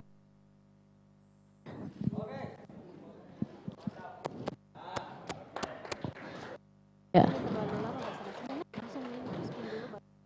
Ya, mohon izin Bapak untuk kembali ke tempat lagi karena kita akan bagi-bagikan lagi hadiah untuk 10 pemenang e-money kita hari ini, dan tentunya hadiah utama datang dari, saya panggilnya Kak Aan, dari Pak Anhar sendiri, atau mungkin kita sapanya Kak Aan aja biar lebih dekat juga, yang memberikan hadiah umroh kepada satu orang beruntung hari ini. Mana dong ya?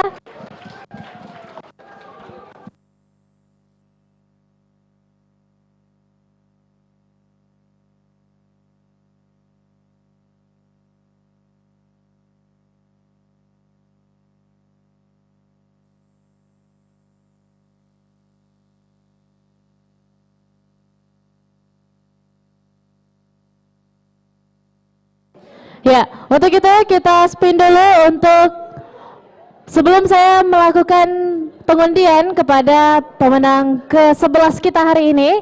Untuk 7 orang yang datang paling awal, kita akan membagikan buku yang akan diserahkan dari sisi sebelah kanan.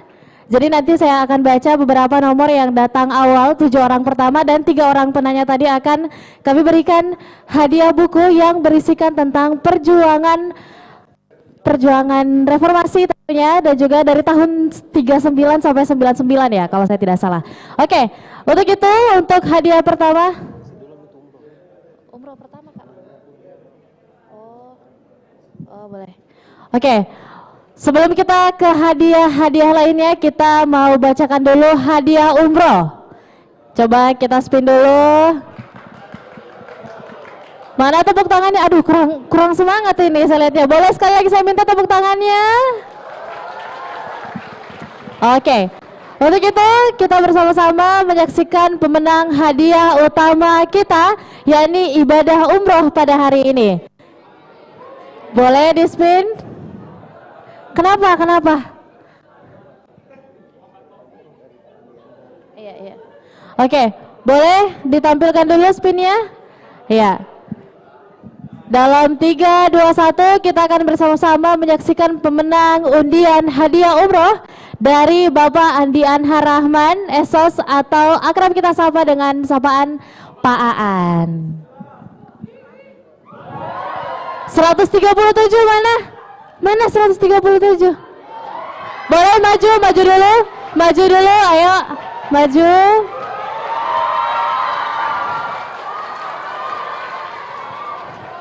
Oke. Ya, dengan hormat juga saya mengundang kepada Pak Aan untuk memberikan ucapan selamat kepada peserta yang memenangkan undian kita hari ini.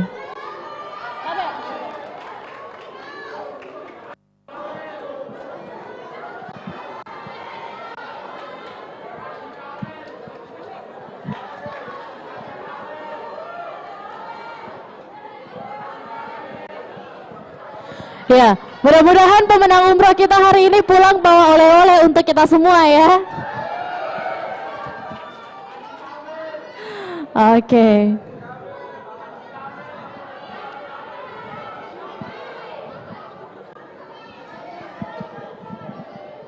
Oke, boleh disampaikan dulu perasaannya, boleh. Gimana? Halo, gimana sayang? Hari ini datangnya jam berapa tadi dan bagaimana perasaannya dapat hadiah umroh hari ini?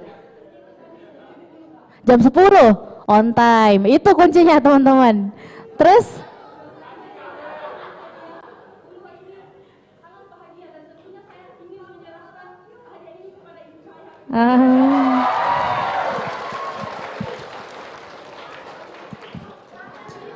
Ya, sedikit mungkin juga dari Pak Aan ada yang mau disampaikan Pak kepada pemenang kita atau seluruh pemuda yang hadir pada hari ini Pak.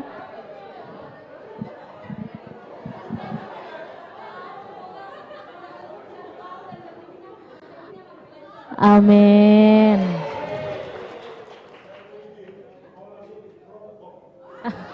Oke. Terima kasih Pak, terima kasih. Juga tentunya kepada seluruh peserta kita pada hari ini.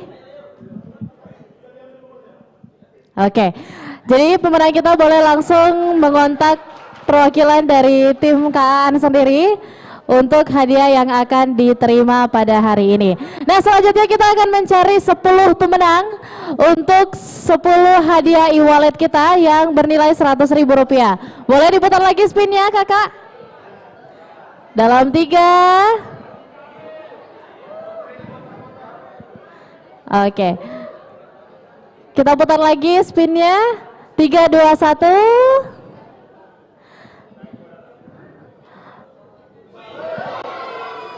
(001). Coba angkat tangan. Oke, 001. Selanjutnya pemenang kita yang kedua.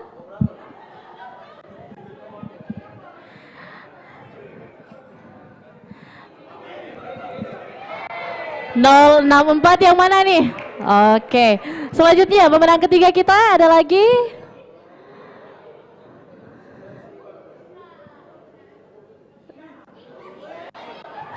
046 ya, tadi 047 ya. Oke. Selanjutnya yang keempat.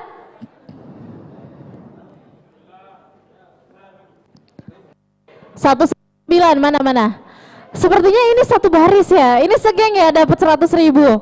Oke, kita ke peserta kita yang kelima. Kita masih ada 5 hadiah utama lagi tentunya. E-wallet senilai Rp100.000 untuk masing-masing pemenang. Silakan selanjutnya 101 ya itu ya. Oke, 101 mana? Oke. Next, kita masih ada 5 lagi. 4 ya? Oh 5. Ada 007. 07 mana? 007 ada kan? Oh, kameramen ya? Oh, ini teman-teman dari tim media. Oke, keren. Lanjut. Kita ke peserta yang ke-7. 153. Mana? 153. Oke. Biru ya, cerah, bajunya cerah, rezekinya juga cerah. Oke, selanjutnya kita ke pemenang kita yang ke-7. Oke, 0 berapa tuh? 006? 015. Oke. 16. Oke, mana? Oke. Selanjutnya masih ada berapa lagi kakak? Ada 2 lagi ya? Oke. 055, mana 05? Oke, pemenang terakhir kira-kira siapa nih yang dapat nih? Kesempatan terakhir 321. 321 pemenangnya adalah 080, mana? 080. Oke. Selamat buat teman-teman yang mendapatkan banyak sekali limpahan rezeki hadiah tentunya hari ini.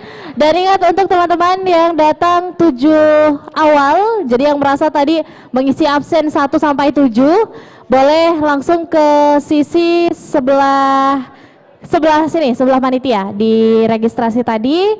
Dan juga, di sebelah kiri panitia untuk pembagian hadiahnya.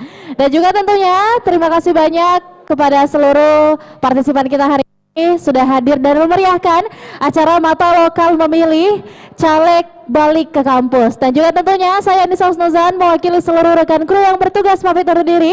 Wassalamualaikum warahmatullahi wabarakatuh dan sampai jumpa di CLBK selanjutnya.